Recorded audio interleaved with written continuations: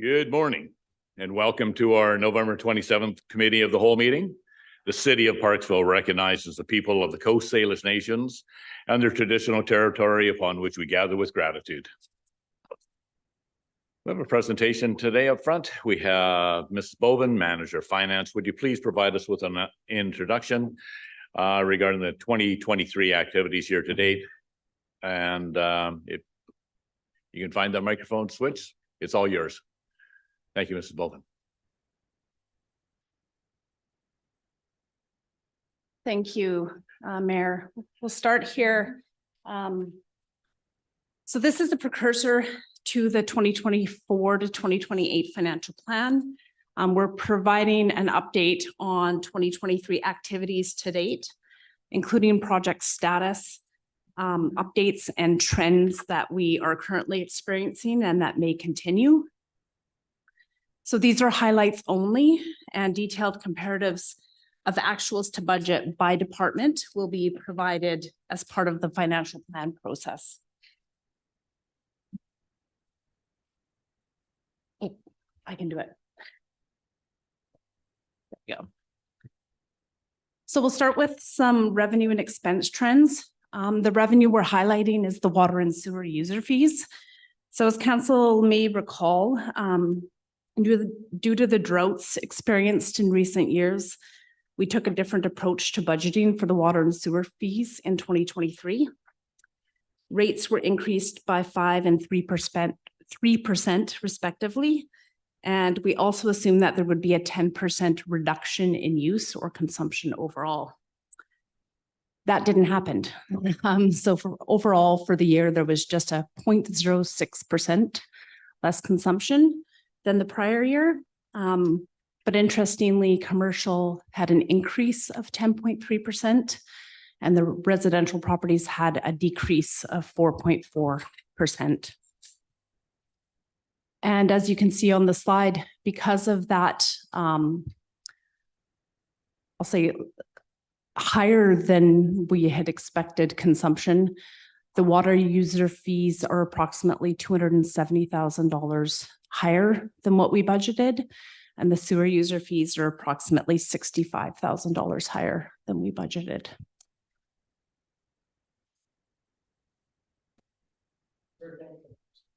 Or yeah, $270,000 for the water user fee revenue and $65,000 for the sewer user fee revenue. So just if I may interrupt, so Yeah. better that we're over with the revenue. Yes, so when I say higher than budgeted, that's a good thing because we're talking about revenue. Exactly. Just wanted to make sure I understood that properly. Thank you. So had it actualized with the 10% reduction in usage or consumption, then we would have been right on budget. But because that didn't happen, we're higher than budget for both those revenue line items. Thank you. Any other questions on that slide before I move on?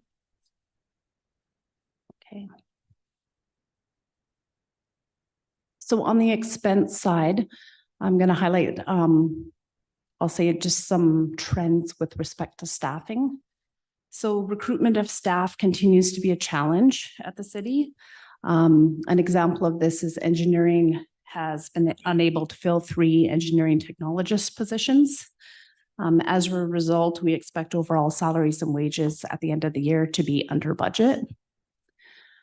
Somewhat related is training and conferences attendance has increased over 2022, but is still well below pre-COVID levels. That's partly because of the time is just needed to be spent on other tasks and projects. And it's partially, as I mentioned before, due to the recruitment challenges. So when you're missing a position or several in a department, then it's hard to take time to go away and attend conferences or training. Collective bargaining is still not completed. There are unknowns because of that with respect to the costs for 2023 and future years. So if we are not ratified prior to the cutoff of the year-end accounting, we will be recording an estimated accrual for 2023 costs. And we'll report back on that, of course. On the fire department side, We are not operating with a full complement of volunteers, so actual costs are falling below budget. And that's in spite of a call volume that is 23% higher year to date than 2022. The fire chief is hopeful that the new pay structure that was implemented in 2023 will assist in recruitment and retention of volunteers. Yes. Thank you. And through to Marnie. Here we have mentions of vacancies. I'm just curious, are there other departments that have vacancies as well, and or have the number of positions in all departments, has that remained constant, or has there been a decrease in the number of positions in any departments?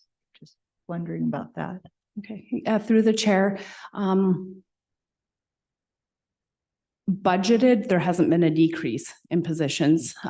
This happens in, I think, every organization I've worked in, with respect to some of it is due to slippage. So if you have an employee leave and they give their 2 or 3 weeks notice, and then it may be difficult to recruit, or it may take a few months to refill that position. The noted one was engineering, because they really have had vacancies open for the entire year, 2 of them, and then a third one because one of the engineering technologists left in September, and they just haven't been able to recruit for that position.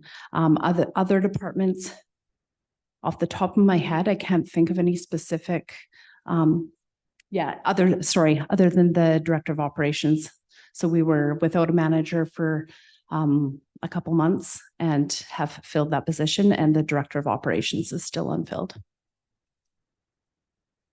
Okay, great. Another expense trend is related to grants and in-kind support in the community. So the estimated costs for 2023 have exceeded $200,000. It doesn't include any inside or senior staff time spent on administration of events. Of that $200,000, $52,500 was provided in grants, with the remainder of in-kind contributions. Included in the 2023 budget of $126,000 was $55,000 for grants, $14,500 for city-hosted events, and $37,000 for community events, especially those held in Community Park. Council also approved a contingency of $20,000 in incremental increased costs in 2023 for vandalism and security related to continuing challenges with the unhoused population. Further discussion with more information will be provided in the 2024 to 2028 financial plan meetings in order that we can determine the appropriate level of funding for the future. So as noted in the slide, we had over $80,000 in unexpected costs. The largest one of those is the extra portable washrooms in Community Park during the summer, and then also extra security in Community Park and Memorial Plaza. It's difficult, or we're not able at this time to break down those costs by event or by the reason for the cost escalation. And I will say that although there are unexpected costs, we do have sufficient room within the budget overall, so we will not be needed to amend the budget for this item.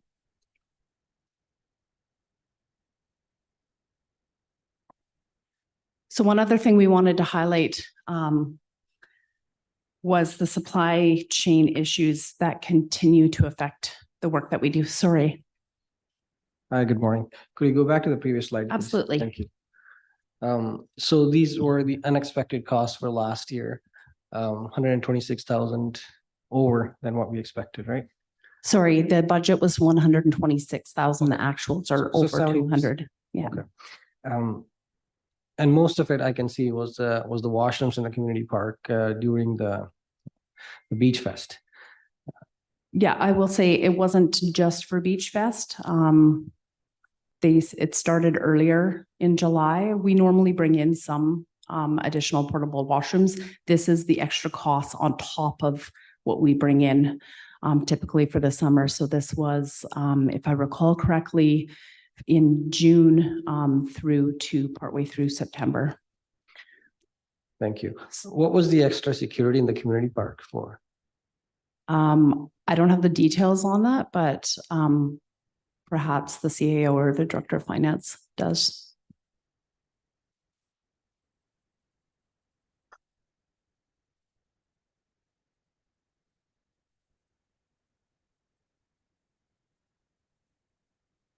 Good morning. Those extra costs were identified when certain challenges were coming up and decisions were made to add security beyond what our regular contract was providing. So largely that was due to challenges related to the unhoused population. If you recall, in Memorial Plaza, we were having a number of challenges prior to council adding that to the park list where folks can't stay over, as well as we were having a high level of vandalism and other challenges in the community park, and decisions were made to supplement our security contract in that regard.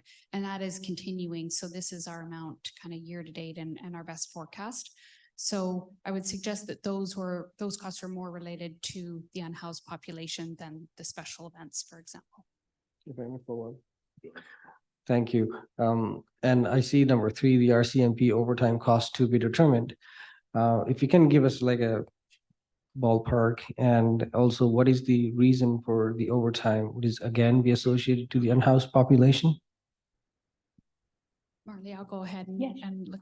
address that one. So the RCMP, the way their billing is done is they bill us quarterly based on our contracted amount. And it's not kind of real time. So if an event happened during the quarter that they bill us at that quarterly, it's done as part of a year-end kind of reconciliation of amounts that should be charged to Parksville relative to the contracted amount, and then we pay or get refunded the difference.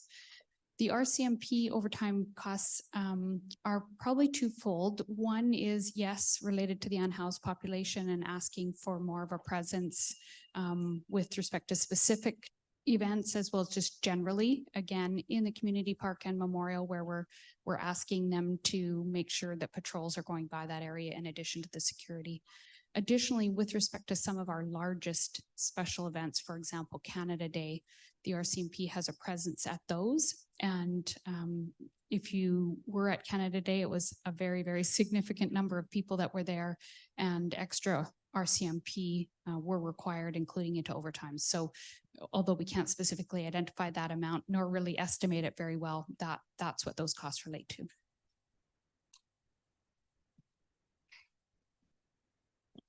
Thank you, through the chair.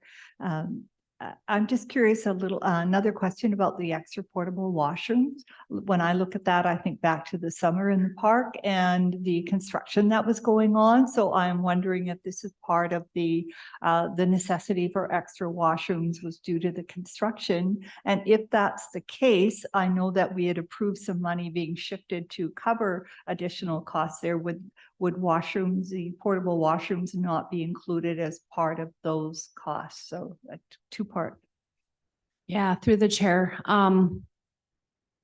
You're correct. The washroom building was closed for a portion. Staff could estimate potentially the cost directly related to that. I think we've decided, though, that overall the costs were not mostly attributable to the washroom building being closed. I know it was intermittently, and I know at some point my staff even have heard that that people didn't know that it was open when it was open. So there definitely were challenges with respect to the construction that was going around it all. I'm not sure, Jetta, if you have anything else you want to add. Thanks, Marley. I'll add that in addition to, we did have some closures of the washroom during the construction during various times in the summer. There was also more frequent servicing required of the porta potties than in prior years because of the volume of people that were in the park. So again, as Marley noted, it's hard to actually quantify the amounts related to all of these various impacts that we saw, but whatever the numbers were in the prior year, maybe we were having another 50% in terms of servicings and cleanings done on these because of the volume of people. We also had challenges with them being tipped over or vandalized and different things like this. And because a lot of these companies that supply this type of service are quite booked up in advance in the summer, we ended up going with 2 and 3 different companies to try and get the number of portable toilets that we needed.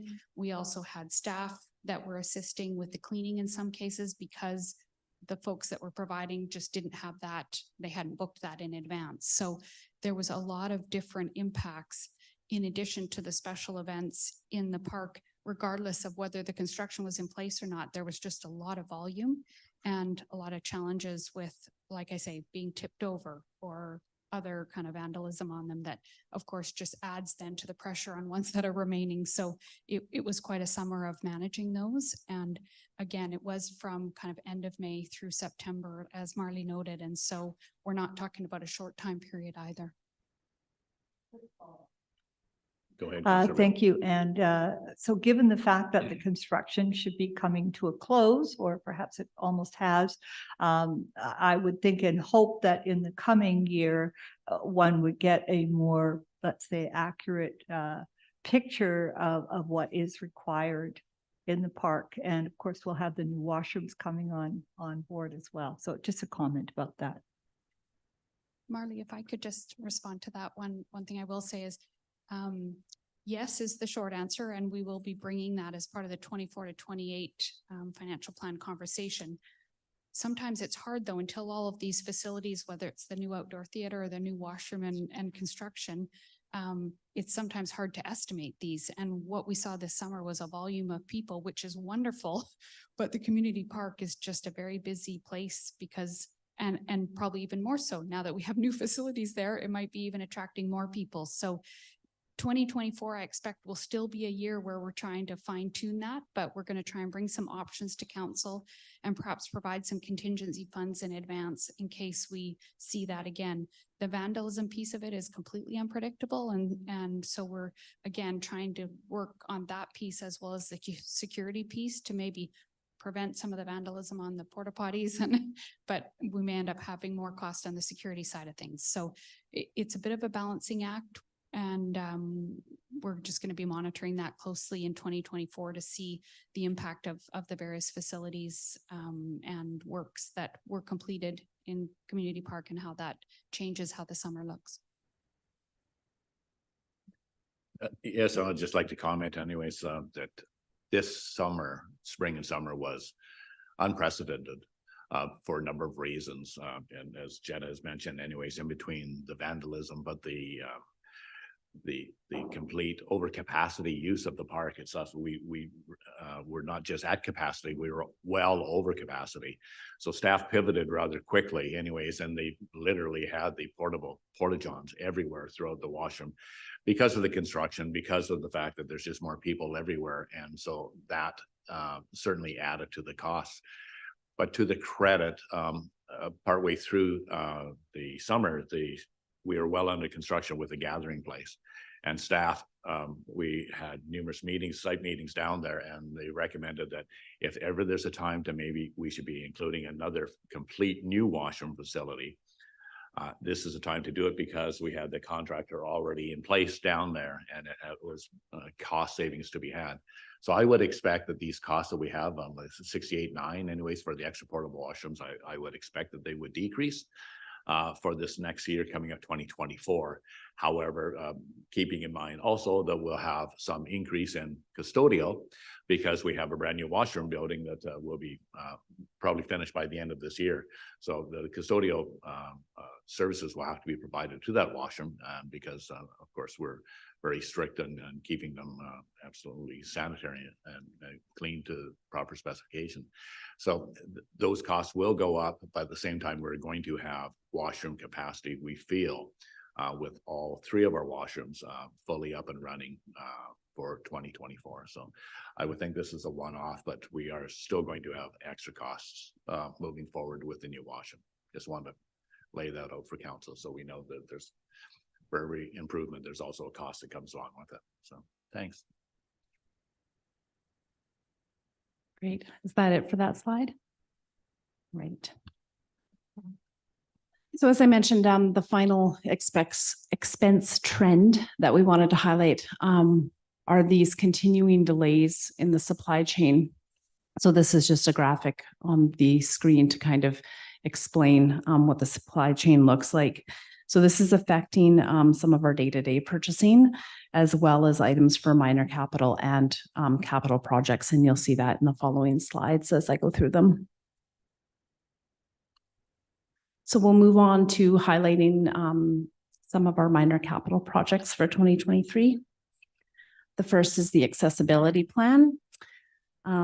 So the Accessibility Advisory Committee was formed in early 2023, and the accessibility plan was approved by council on November 6th. The plan includes 34 recommendations, and most of the work was completed in-house and by the committee. As such, the project surplus of $20,000 will be carried forward to 2024 in order to begin implementation work. Any questions on that slide?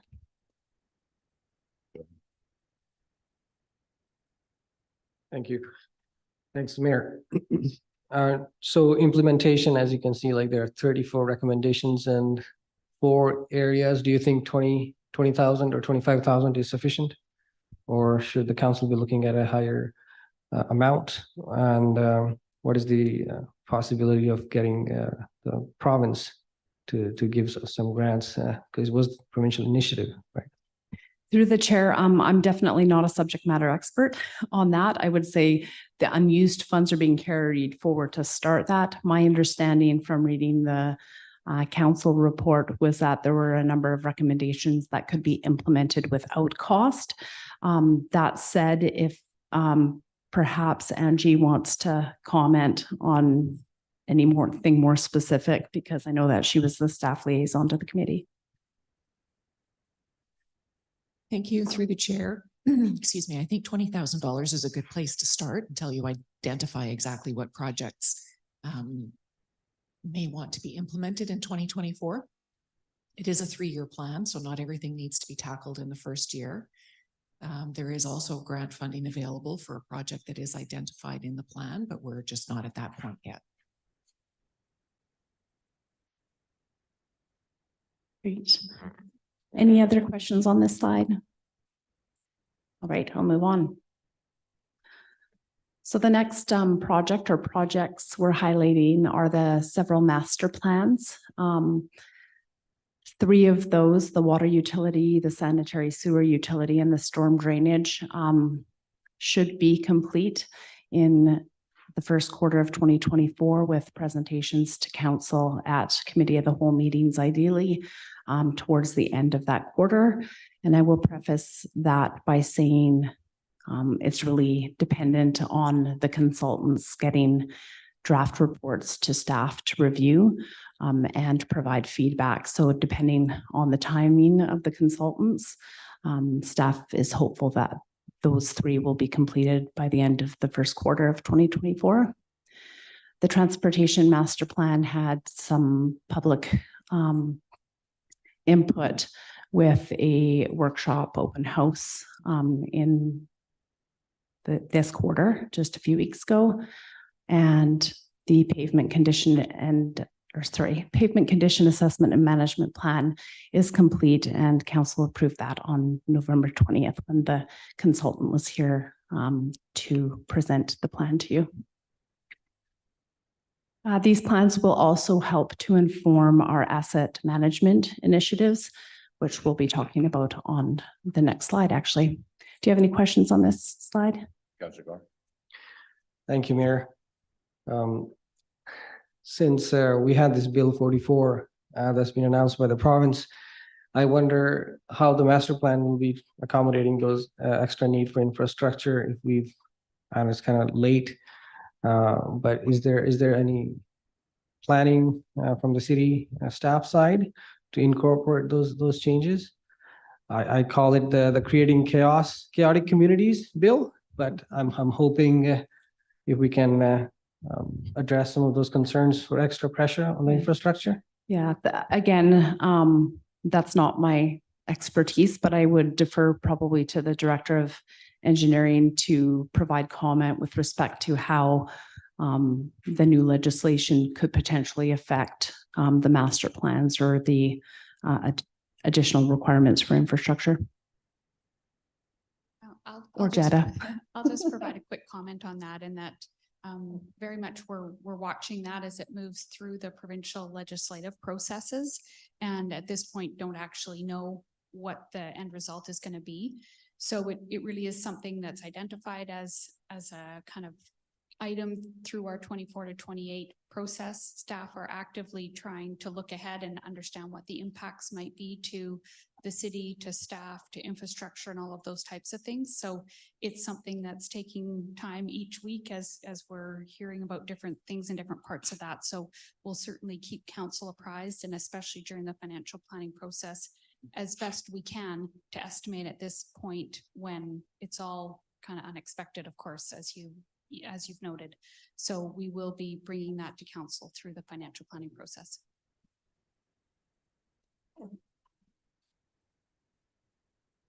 Okay. Any other questions on that slide? Okay, we'll move on.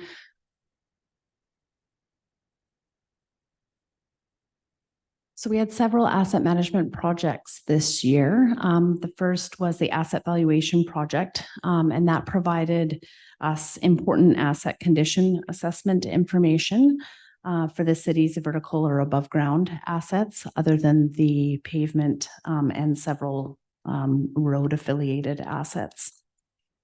It also provided us with updated values for our property insurance, and as a result, we're expecting that our insurance premiums will be increased for 2024.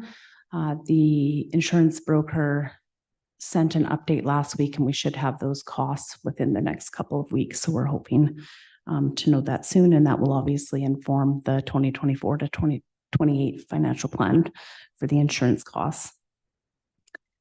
The master plans mentioned on the previous slide are also an integral part of informing our asset management activities. Those results, along with the vertical asset assessments, will inform our asset management plans that staff will be bringing forward to council starting in 2024. So overall, in 2023, we've made significant progress in our asset management work. As you may recall, council approved an update to the asset management policy earlier this year. You also adopted a new asset management strategy. And although it's not part of the asset management framework, council also recently approved an update to the tangible capital asset policy, which is essentially tying in the estimated useful lives for our assets to the same useful lives we'll be using in the asset management plan, so that there's a direct link there. Finally, the reserves policy that will be discussed later in this meeting will be the beginning of the foundation for the long-term financial planning framework. And we expect that that will be complete for council's consideration in late 2024 in order to inform the 2025 to 2029 financial plan. Any questions on this slide? Marley, if you could back up one slide, please. Oh, sure. Yeah. There it is. Just one to point out to council, like a lot of these appear to be ongoing, but I can comment on the sanitary sewer or the storm and drainage program that's already been in place. That was started last year, I believe, anyhow. And the recommendations have been broken out on a piecemeal basis as to timing of when we address those issues. But as far as the storm management plans or storm drainage plans, when we did the performing arts theater out in the park, as well as the new gathering place as well, a lot of those recommendations have been implemented at that time. So we're ongoing, we're building that in. So that would have been, part of the minor capital projects, and part of the storm drainage is already being managed and rectified anyways So that it kind of looks like, I look at that and think, oh, all these master plans are going to come to completion all at the same time. And it's like, oh no, we're going to have to do immediate action on all of them. And so I just want to let you know that we've already started action on some of it. So it's not all going to hit at that, expected completion of the plans themselves in 2024, but the other ones are actually already underway. And as we saw, the pavement condition analysis was just presented anyways, and staff will be looking at that. So we're all on, we're well on our way to all of this, but this is pointing out the fact that the public often questions the amount of development and building that's going on in Parksville because it is perceived we may not have the proper or correct infrastructure in place.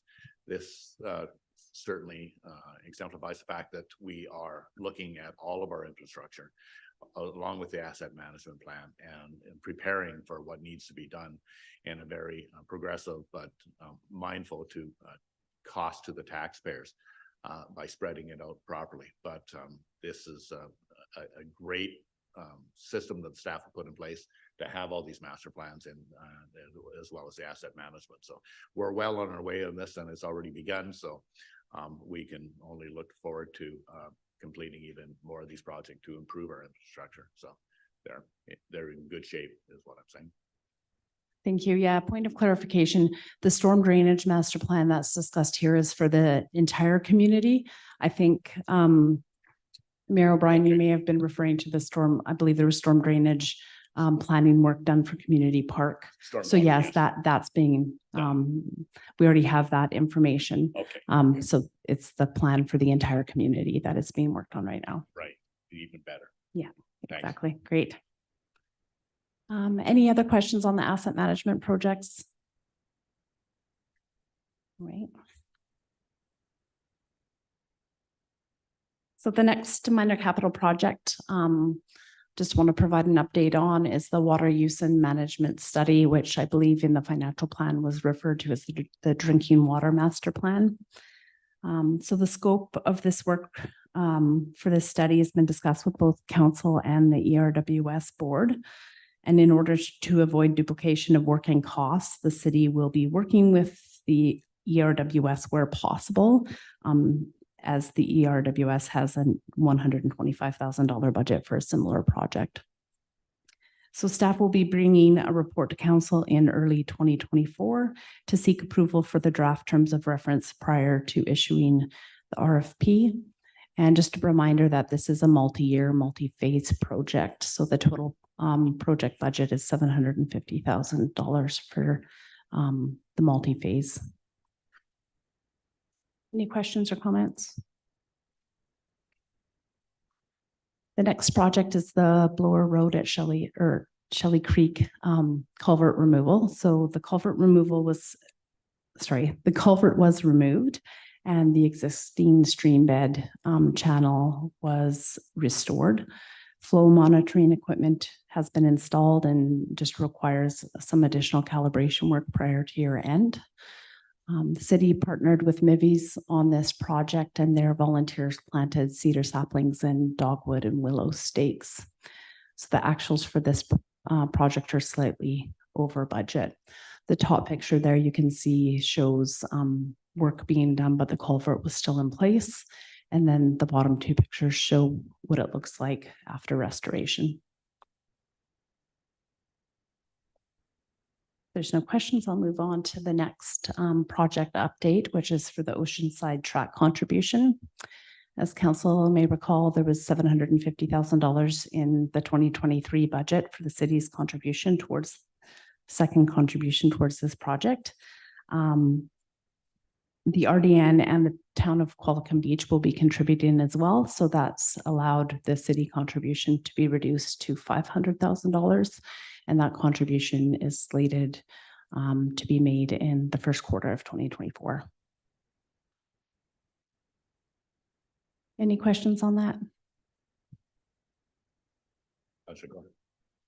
Thank you. I'll just make a quick comment and commend our RDN members here, Councillor Wood and our Mayor O'Brien for partnering with the RDN and Qualicum Beach to make sure they pay into this regional service, this track. So thank you again for your advocacy on behalf of our city. So I'm just guessing the remaining 250 will go back to the Growing Communities Reserve, right? Which will not be used. Yeah, through the chair, the unused funds would remain in reserve. Marley, if I could just Sorry. provide, it was actually funded through gas tax. That's right. And so there will be 250,000 that will identify to council as part of the 24 to 28 and provide you an opportunity to reallocate that where you see fit as part of the next financial plan.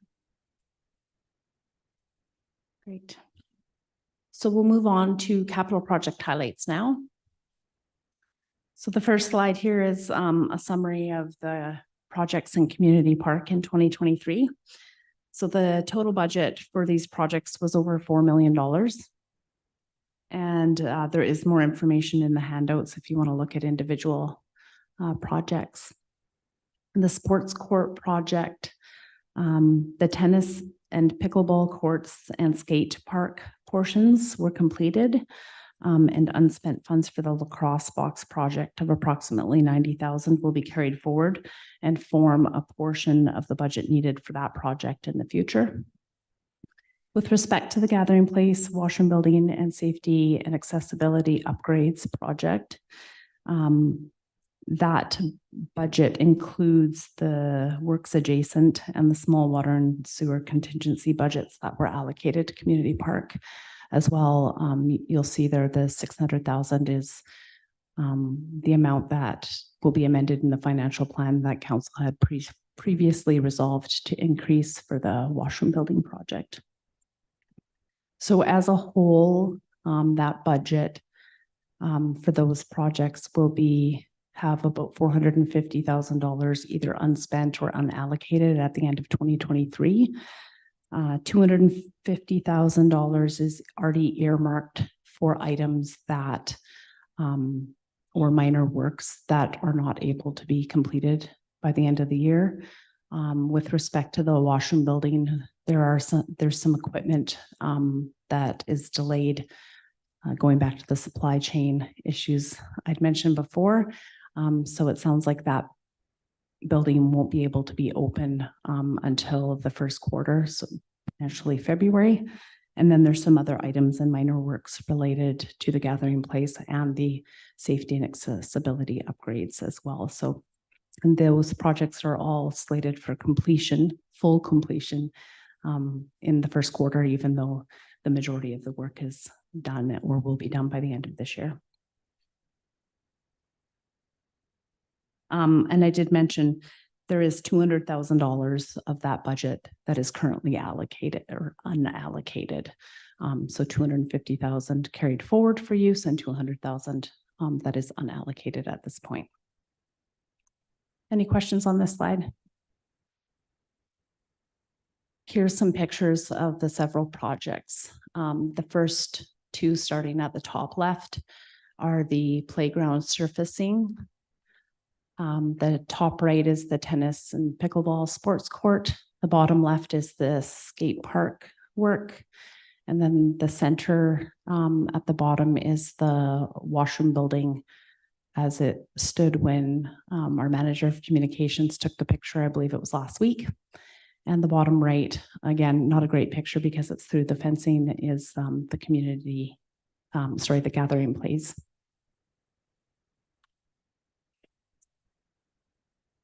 So the next slide here highlights some of the recreation and park DCC projects for 2023. The swimming pool and multiplex project funds for site identification and feasibility will be carried forward to 2024. And council had resolved to have staff work with the RDN on this initiative, so that's in progress. The sale of the Shelley Road property to Nature's Trust BC was announced at the end of September. The sale will be finalized in April 2024, and staff are currently working with Nature's Trust BC and Snana-Oz First Nation regarding next steps in the Raft Trevor Trail project. And this project is funded via DCCs. Yes. Thank you, and through the chair. Just a comment, I always refer to it as Nature's Trust myself, and I have been recently corrected a couple of times by people who actually work with the organization, and it's actually Nature Trust. So no apostrophe S, and so I just add that for a little information piece. Thank you. Thank you very much for that. Yeah, no, I didn't. And that's my bad. I probably should have Googled that to ensure that it was correct, but yeah. Okay, thank you. Great. So this slide is highlighting the infrastructure project for 2023. In 2022, council started approving an annual $4 million funding envelope for infrastructure renewal projects. This year, Moss Avenue was renewed. Actual costs were significantly under budget, and that's primarily due to some over excavation work that was estimated for but not required, as well as some contingencies that were not required. So the unspent funds, combined with the remaining infrastructure funds of that $4 million envelope that weren't allocated for use in 2023, will remain in reserve for use in future years. So the pictures on this slide, the top left shows a portion of Moss prior to the renewal, and then the bottom three pictures show what it looks like after the renewal. Any questions on this slide? Okay. So the final capital projects we're providing highlights on are related to the fire department. They replaced 3 command utility vehicles in 2023, and those vehicles are all in service. As well, the preliminary work for the fire hall addition has begun with the engagement of a consultant to provide preliminary project scope and costing. That draft report is due March 1st, 2024, and it will also help to refine the construction cost estimates that are included in the 5-year financial plan. Right. So that's the last of the highlights. Again, I mentioned that there were some handouts that list individual minor capital and capital projects. And just a reminder as well that detailed actuals to budget information for the individual departments will also be provided during the 2024 to 2028 financial planning process. Any other questions? All right, great. Thank you. Thanks, Marnie.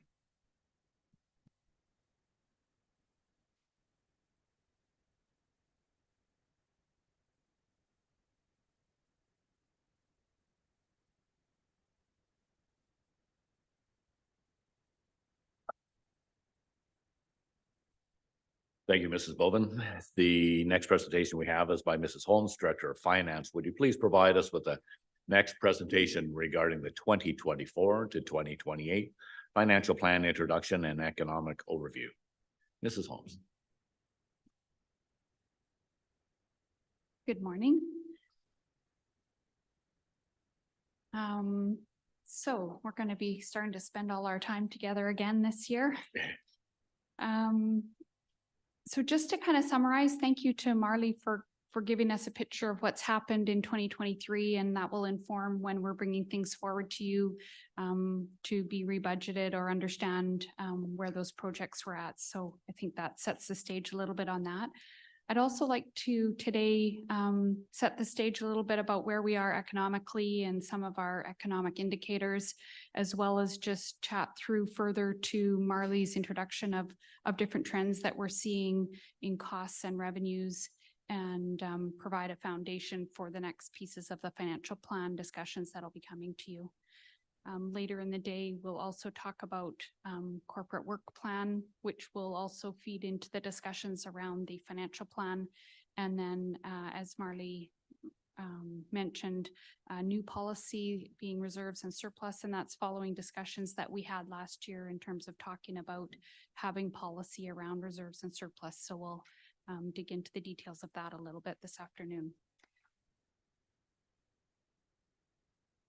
So just to give you some idea of the time frame, we're changing things up a little bit this year further to your suggestions last year in terms of trying to have some committee of the whole meetings that allow for kind of a little bit more casual discussion around the financial plan items and other things.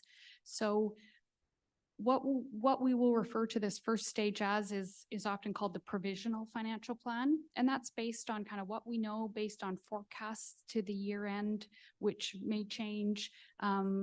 There's also things that will come at year end with our audit, such as carry forwards and things like that, that we'll need to bring back to you when we know those numbers better.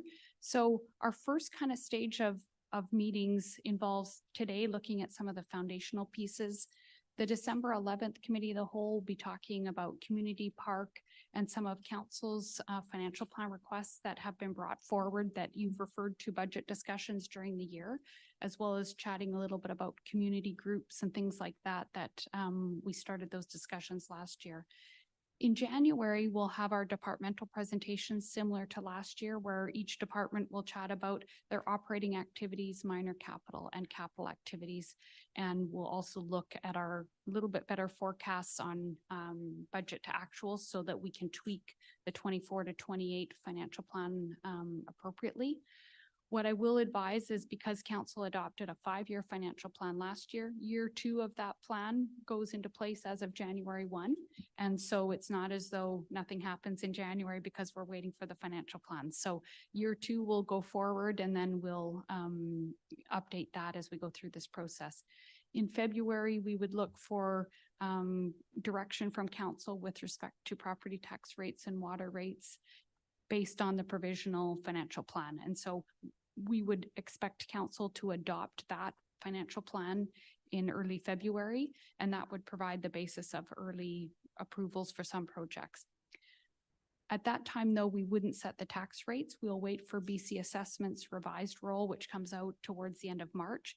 At that time, we'll bring it back to council to advise of where we at possibly for tax rates, provide any new information, provide fine tuning of forecasts that were provided at year end in that provisional piece, as well as any kind of updates to information that we provided in the provisional. For example, if we have refined cost estimates on the fire department building renovation, for example, as well as carry forwards once those have been through our year end process.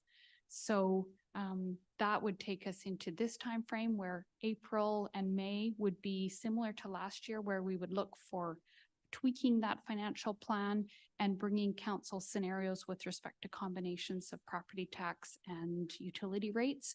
And then in typically early May, we would be adopting an amended financial plan. So we would amend that one that's adopted in February, bring bylaws for water and sewer rates as well as property tax rates. So that's kind of the time frame that we're going to try this year, with trying to get an earlier start on our financial planning, and we'll see how that works for you, and look forward to feedback on how the committee of the whole kind of format works for you.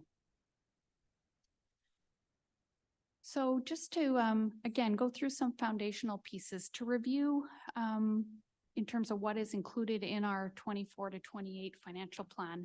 It's all of what we think of as our typical municipal services. So the provision of roads and drainage and fire rescue services, our RCMP contract, community planning, although that whole piece is getting shaken up a little bit with proposed provincial legislation, the building inspection, our infrastructure maintenance and renewal, which we're really spending a lot of time focusing on, public works, parks and trails, special events that Marley touched on, where we're supporting community groups, as well as having city hosted special events, business licensing, bylaw services, all of the various facilities that we provide, including new facilities, for example, the outdoor theater and washrooms in community park, which this year will bring new costs as well. And we'll be bringing those to you as part of the discussion. Garbage and recycling, which, as you know, is provided with a contract with the RDN. Drinking water supply and distribution, which is through our own activities, as well as our joint ventures with ERWS and AWS. Sanitary sewer collection, and then, of course, the municipal administration that goes with all of that. What I had last year in the financial plan was strictly things that are not in the city's financial plan. And what I would like to suggest to you is some of these lines are becoming quite gray as noted through recently proposed legislation and a lot of things that are happening in our community and things that end up being reflected in our financial plan, which previously maybe we would have thought of as other areas. So as much as I would suggest to you, we don't want to welcome provincial offloading to us in activities. We see that sometimes the province just does that anyway. And so what I'm trying to show here is the lines are a little bit gray and this picture was orange last year, but I think we will continue to bring those items that are really different that haven't typically been part of our municipal services, whether that is some of the social housing and social services that seem to be bleeding into some of this, and healthcare and mental health and things like that. So as much as I think these still aren't really municipal services, we will be bringing the impacts of some of the proposed legislation on the city's financial plan to you as we go through this process as best we can estimate that at this time. Just to review what we kind of use as language in the financial plan. And one of the things that we'll bring to you initially is what we reference as the core financial plan. And what that is what is the cost of bringing services that were provided in the prior year, i.e. the same level of service, but updated for whatever costs are current. And so we're going to bring to you where we're seeing cost increases, where revenues may be changing, where we might need to add an employee to provide the same level of service or to provide the service required by new assets, maintenance of those costs. And as we do more asset management work, we're identifying better what the regular maintenance is of that, but we would consider that part of the core service. And so some of those costs may be significant, but they are just part of the core service. So there might be significant maintenance contracts. And we identified some of those in last year's financial plan that are continuing through this year. And so staff has done an analysis of current costs to reflect new actuals, contracted amounts, or inflationary adjustments to the level of service that is currently provided. What we'll also bring to you for direction from council is where we're introducing perhaps a new level of service, where perhaps there's a new asset that council would like to move ahead with. What is going to be the cost of providing a level of service to support that? For example, what the mayor referenced with respect to, we now have a new washroom building, but now we need the custodial service to keep it at that level of cleanliness that is expected in the community park. And so typically these are going to be new employees for a new service. For example, a new asset that requires servicing, perhaps a capital asset that is new that provides an enhanced level of service. And then when that happens, we want to bring to council the full life cycle costs of those assets so that you're considering the whole picture and not just the upfront cost.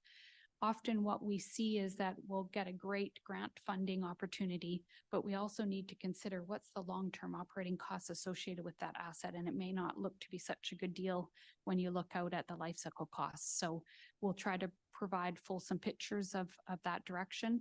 And so the first draft of the financial plan would be their core level, same level of service as the prior year. Any addition would come from direction from council to add new levels of service into the financial plan. Is there any questions on this? This is a really critical point as we evaluate the financial plan. Okay, again, looking at kind of what are our financial plan inputs, and there's a variety of things that are estimates. Some of them are known. As Marley pointed out, our collective agreement, which is defines the costs related to a very significant part of the city's expenses, is our collective agreement. And right now that's not known. So we have estimates in the financial plan. Obviously, we would hope that that's ratified soon, such that at the first financial plan, but certainly by the second, we would have known costs in there and adjust that and bring that information forward to you. The provincial legislation I've highlighted on this one, typically in the past, we would have some information around that. We've got some stuff that's very much in progress right now and perhaps don't fully understand what the impacts are going to be to the financial plan. we'll bring to you what our best guesses are at this time with respect to some of these things, whether it's the DCC review that was already in the plan, the OCP review that was already in the plan. Some of these things may have additional costs and or accelerated timelines, and so we'll identify those as we go along. As you know, public consultation is a very important part of the financial plan. It doesn't just happen right now while we have our meetings about financial plan. It happens in conversations you have with residents all year long. We do have very active social media on our platform, Let's Talk Parksville. And so we have areas where we post various reports, and we'll post all of the financial plan presentations so that we can get feedback that way. We have folks that come to meetings and will allow for input from public that come to our financial plan meetings as well. And we'll do some advertising around our different financial plans as well. So again, a very critical piece is to be hearing from Parksville taxpayers and residents. Looking at some of our economic indicators, as you know, we've been on a bit of a ride the last few years with our inflation, and that chart shows both the highs going up to 8.1%. I think it was in June 2022. You know, heights of inflation that we haven't seen since the early 80s, and certainly generations of folks that have never known inflation to be of consideration like it has been, and for mortgage rates, et cetera, to be where they are now. The Bank of Canada actively tries to manage within that gray bar in the 1 to 3%. We did get to 3.1% at October year over year. So it's getting closer, but it's still very volatile. And there are significant parts of the inflationary analysis that are offsetting each other. So we still have very high grocery costs, which is important to a lot of our residents, that may be offset by significant drops in other factors. And so sometimes the number doesn't also tell the whole picture. So I think we have to have some sensitivity around that as well. We are still seeing pretty significant inflationary adjustments on our costs. We, I think, did quite a good job of conservatively budgeting last year, and will continue to do this year, although I think we're seeing some of our inflationary adjustments maybe come down from 4 and 5 to 3 and 4 instead in our financial plan model. And we're trying to tweak those very directly and not have a wholesale application of the inflation adjustment. As Marley pointed out, we're going to continue to see significant increases in insurance, and that's partially because of world events. It's also partially because of the great work we're doing on our asset management and valuations that are really allowing us to fine tune those numbers on our insurable values. But this year we will see an increase in that as a result of that. What I hear from our advisors is that they're expecting the inflation rate to be kind of regularly within that Bank of Canada happy range within kind of 18 months. So we're going to still see some volatility, but I don't think we're going to be up to the 8%, but we're probably still going to be in that 2 to 4, where Bank of Canada would rather it was in the 1 to 3.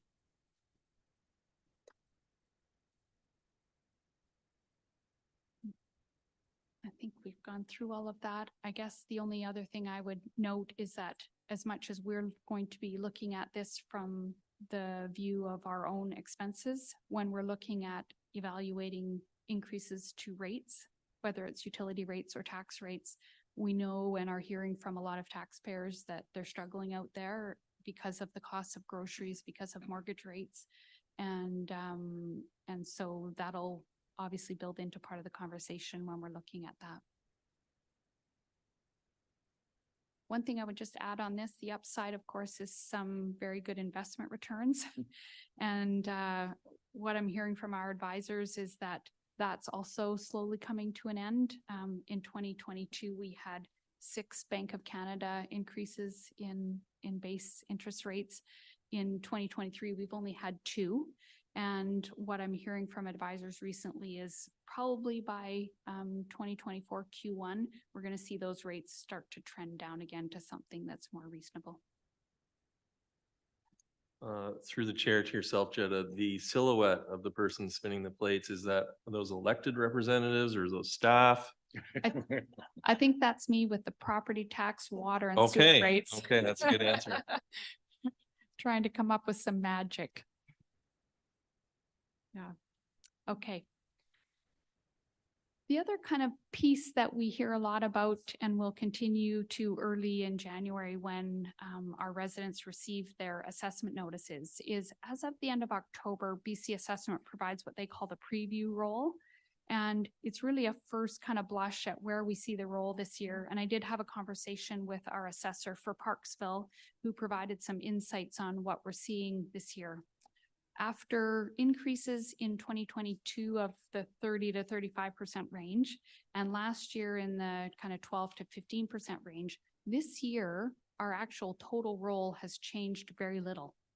And the actual market change, despite what we're seeing in the cost of housing, is actually pretty much the same. It's plus or minus kind of 0.5% or 1%, which was surprising to me. I thought there'd been an error in our role. We are seeing some non-market change, which are the things like new inventory, new building in the community, where we have perhaps the development of a property where they move from one category or class to another class. And so if you see in that second from the right column, the dollar change in the non-market, you see a significant drop in class 8, which was recreation and nonprofit, and you see an increase in class 6. What that is specifically is the development of the RV park on the waterfront in Parksville Bay here. And so typically, or in the past, what it had been when it was just bare land was class 8. And so now that it's actually in business, we've seen that move to class 6.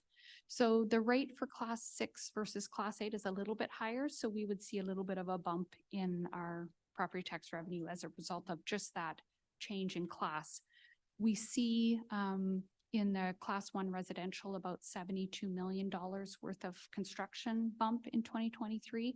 And again, these are preliminary numbers, and the first roll will come out towards the end of December. That might tweak these slightly, but I don't think we're going to see the 30% and things like that we saw a couple of years ago. It looks like it's going to be pretty steady. So that doesn't change what I think folks are seeing in terms of housing prices, and we're having impacts of that to our staff and our ability to recruit, which in the past has been something Parksville could sell to potential employees. But it does show that maybe the market is leveling off a little bit at this time. What the assessor did say to me, though, is that, of course, then the province has thrown in this legislation.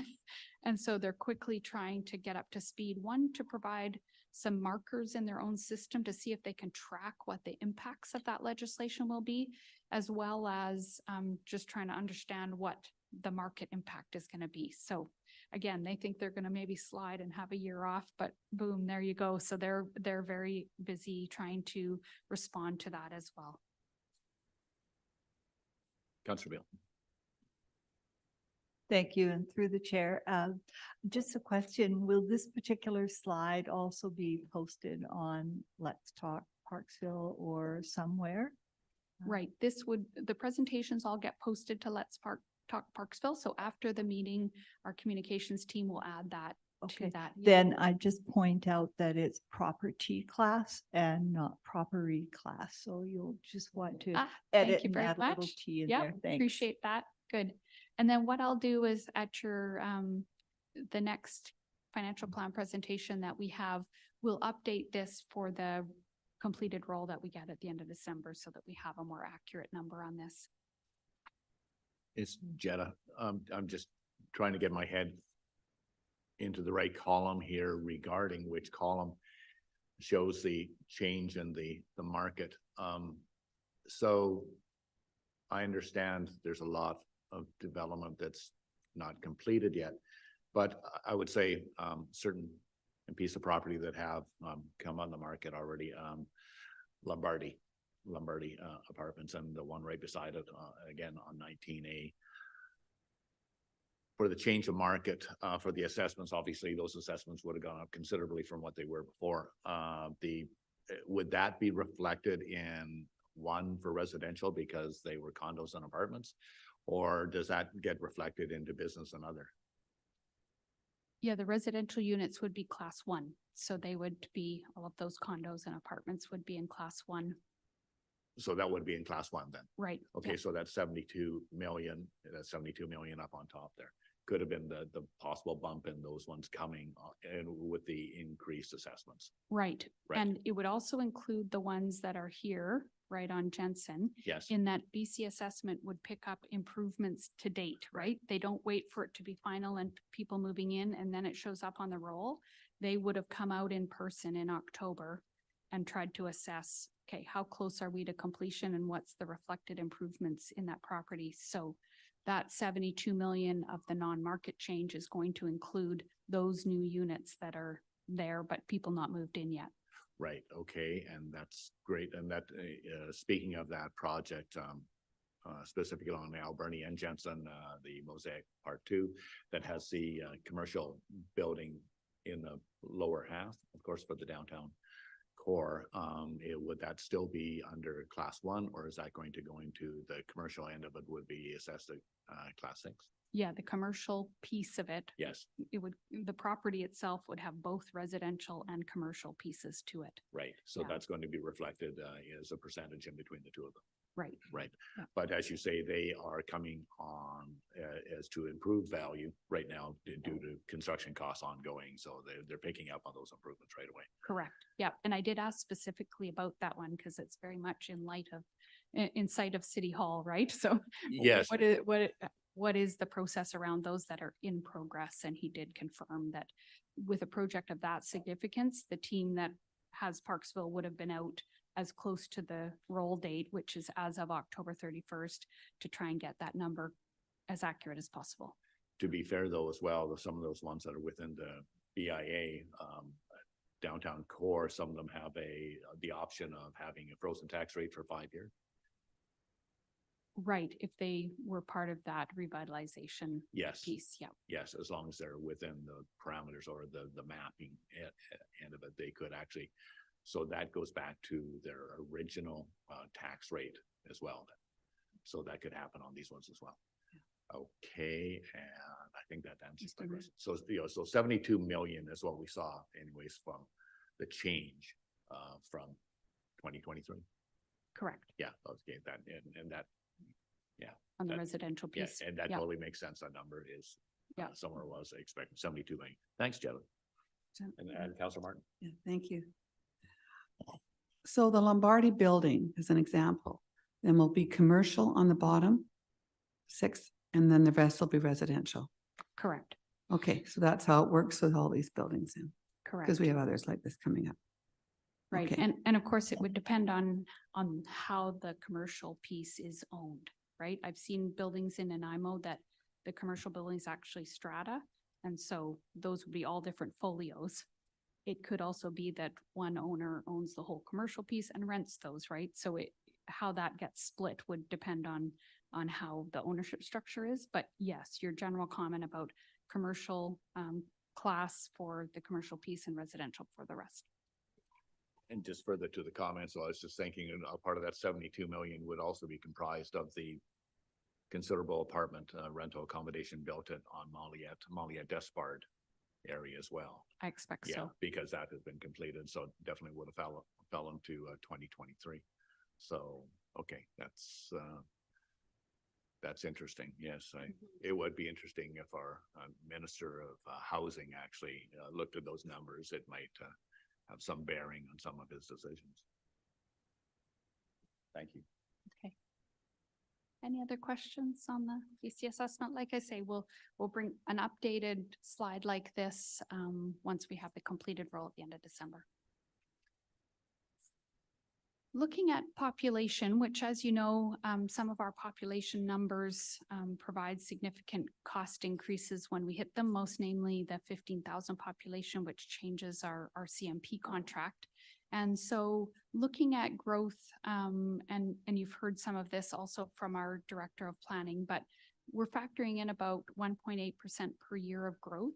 And so as much as it looks like there's lots and lots of building going on, that seems to be what we're estimating at right now, which would put us at hitting that 15,000 population 2026-27. So that's within this financial plan. And so we'll be bringing analysis to you around that. And certainly when we look at the reserves conversation this afternoon, there may be an opportunity to start preparing for that.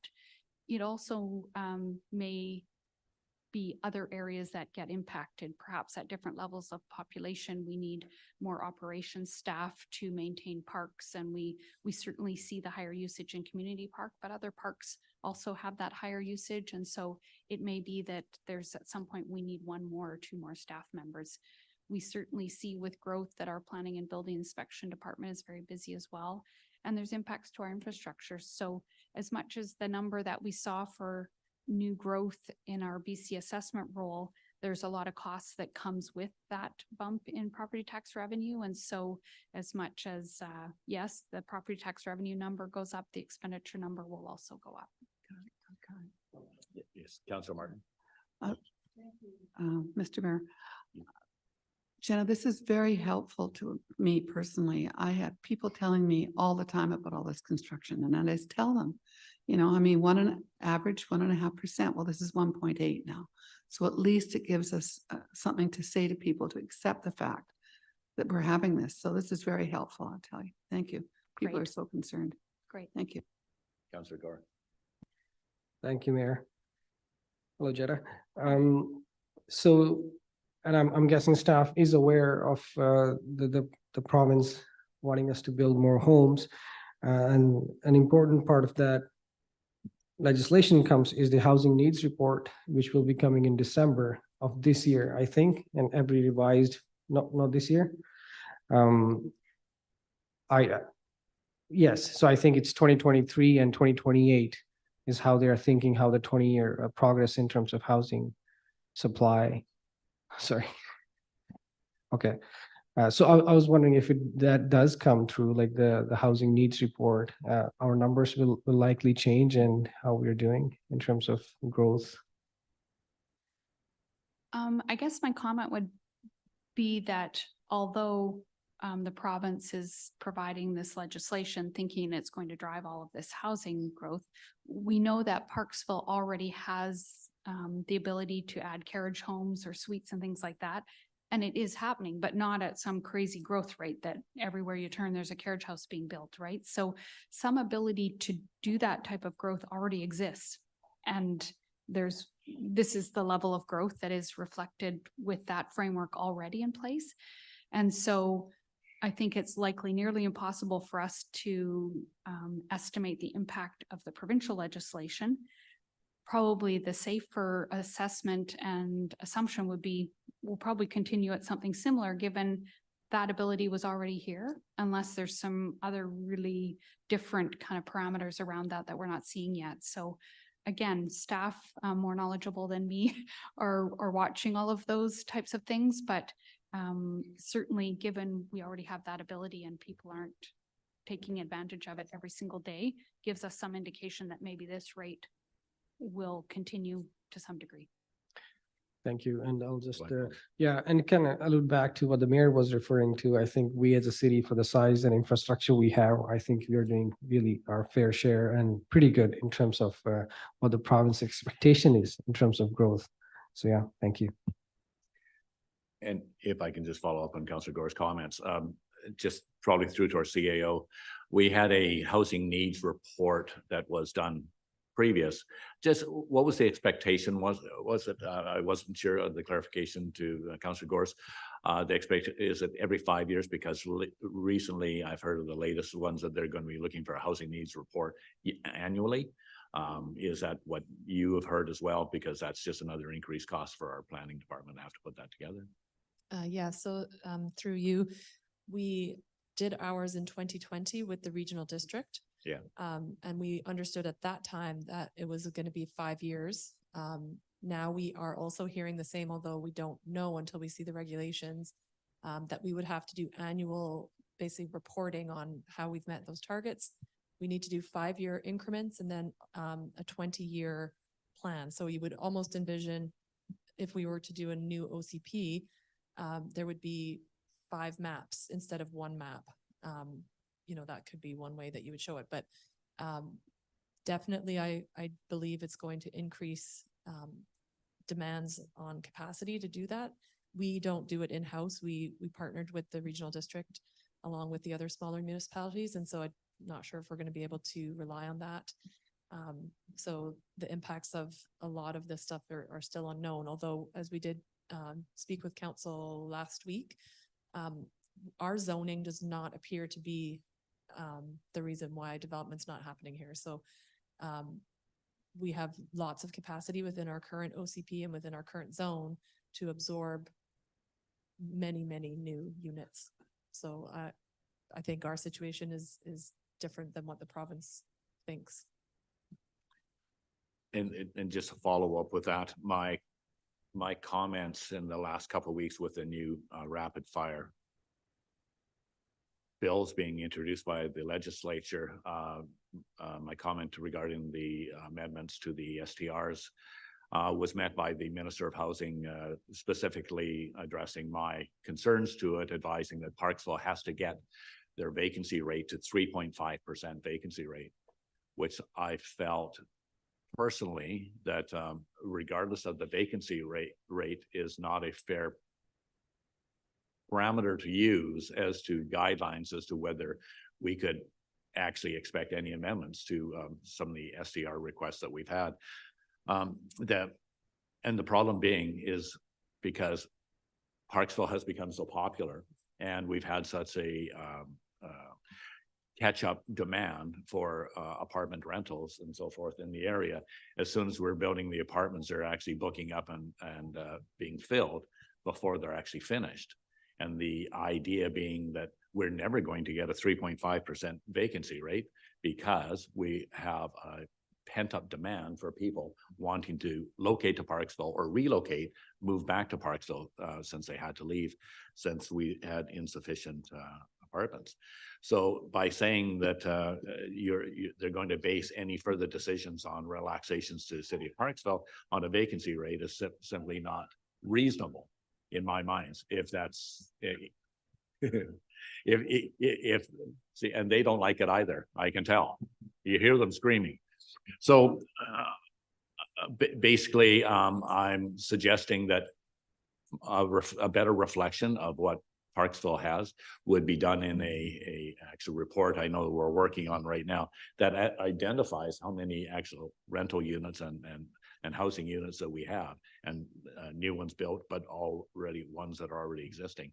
As Jed has mentioned, we've already had the carriage homes in place for, you know, like almost 10 years now, and which has been very successfully received by the populace. But to try and get a 3.5% vacancy rate, I just feel that it's going to be unattainable for the next 5 years while we play catch up. So I feel it's an unfair goalpost that we're being asked to work towards. Am I right in that assessment, CAO? There's a question in there somewhere. The mayor is always right, according to. You're a quick learner. Yes. Just if I may, Chair, just quickly kind of looking at the 2020 housing needs report, which was done by a professional consultant. At that time, Parksville's vacancy rate was 1.5%, and they actually say that's indicative of a healthy rental market. And I think you are correct. In Parksville, while we add more units, the rental rate doesn't necessarily reflect the same for us as it would in a very expensive metropolitan area, because people can actually afford to buy those new units here. And so I think a more accurate reflection for our community would be the number of new units that we add and the different types of units. So almost exclusively the units we've been adding in the last 3 years are multifamily. So very small percentage would be those single family homes. That used to be the only thing that we approved when I first came to Parksville about 13, 14 years ago now. So we've definitely seen a real change in that trend of the format of housing that is more affordable for different people in the population. And again, the vast majority of the new units coming on here are multifamily, which is more affordable than a single family home. Or I guess the word we often use is attainable as opposed to affordable. I don't think they're affordable necessarily. So I think while it is kind of an easy thing to look at, it doesn't reflect the situation here. And sorry, there's a bench being fixed out there. I don't think that it looks at also the fact that we don't permit full-time residential in the areas that a lot of the short-term rentals are. So our resort area, it wasn't envisioned to be where the residential units go, just like you would want industrial areas and farm areas and park areas that are not appropriate for residential use. So within our current zones and our current designations, we can accommodate significant growth. So again, struggling a little bit, I would say, on the staff here, in that zoning is not the problem here. And we are also very quick at permitting and approving things here. And so in some respects, we actually have land that the city has offered to donate for affordable housing. And my understanding is BC Housing is not approving the funding. So I think it's a very simple thing to just say that the cities are stopping the development.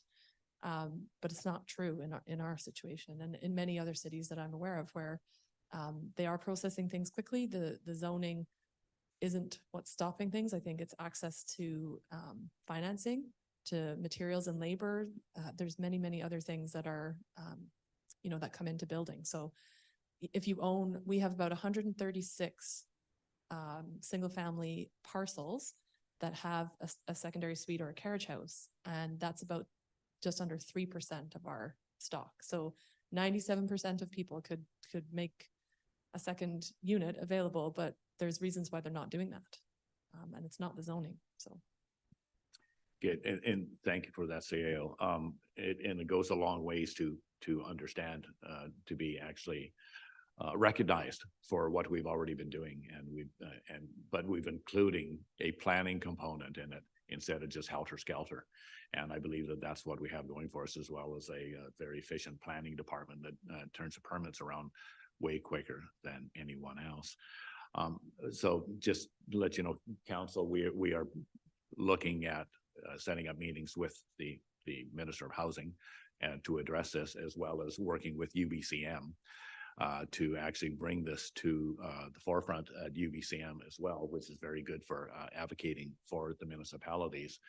And so those meetings are being set up as we're entering this new bills that are being introduced weekly. So we're following up. We're not going quietly into the night, let me assure you. So we continue work. Thank you, Councillor Wood. Thank you, Mayor. And just one comment on all that. Imagine the resort municipalities like Tofino or Whistler trying to hit 3.5% vacancy rate. We'll note the Minister of Housing didn't give those rules to those municipalities. And although we don't qualify as a resort municipality here in Parksville, there could be an argument to be made that we should. There's no way that Whistler and Tofino could ever hit 3.5% vacancy rate. So that's kind of how I look at it. Thank you. Yeah, your point is well taken. Exactly that. Parksville had applied for the resort stipulation and was turned down at the time. I'm not sure if they're looking at adding any more. I doubt it in this current climate, but at the same time, your assessment is bang on. Thank you. Councillor Martin. Yes. The way I see it, it seems like, these are wishful thinking, 3.5%. It's like, wishful thinking, but it's only what you can do, and we're doing it. So for me personally, I wouldn't be worried about it at all. We just have to keep on pressing forward and doing what we're doing, because it's a very well balanced stock here. So thank you. I appreciate what everyone was doing here. Thank you, Mayor, too, for speaking up for us. Okay, Thank you, Jenna. great. That's just a chart kind of showing at the 1.8% where we're gonna be going out, maybe passing 20,000 in 20 years based on that 1.8%. Looking at our employees, and Marley touched on this a little bit, but we have 101 FTEs now, plus 2 term positions. The split on that is 23 are exempt and 78 QP. Right now we have vacant 8 positions, and those are in several different departments, but again, experiencing some challenges with some of those positions, especially. Certainly professional staff We're seeing across the board, I think some of the private engineering firms in town also have postings for technologists and we're seeing that in different areas as well. In 2024, we have a new fire rescue services technician position that was approved as part of the 23 to 27 financial plan. And so that'll be reflected in the first draft of the financial plan. Council will also be receiving information about proposals for this year as well. As we've noted, the collective agreement expired at the end of 2022, so we've got some assumptions in the financial plan related to that. And continuing recruiting and retention challenges with respect to the competitive wages, the cost of housing, despite there being more and more. For many, it's not attainable still. Jobs for spouses is also a consideration, and then just other kind of entertainment and recreation opportunities in Parksville. Councillor Gore. Thank you.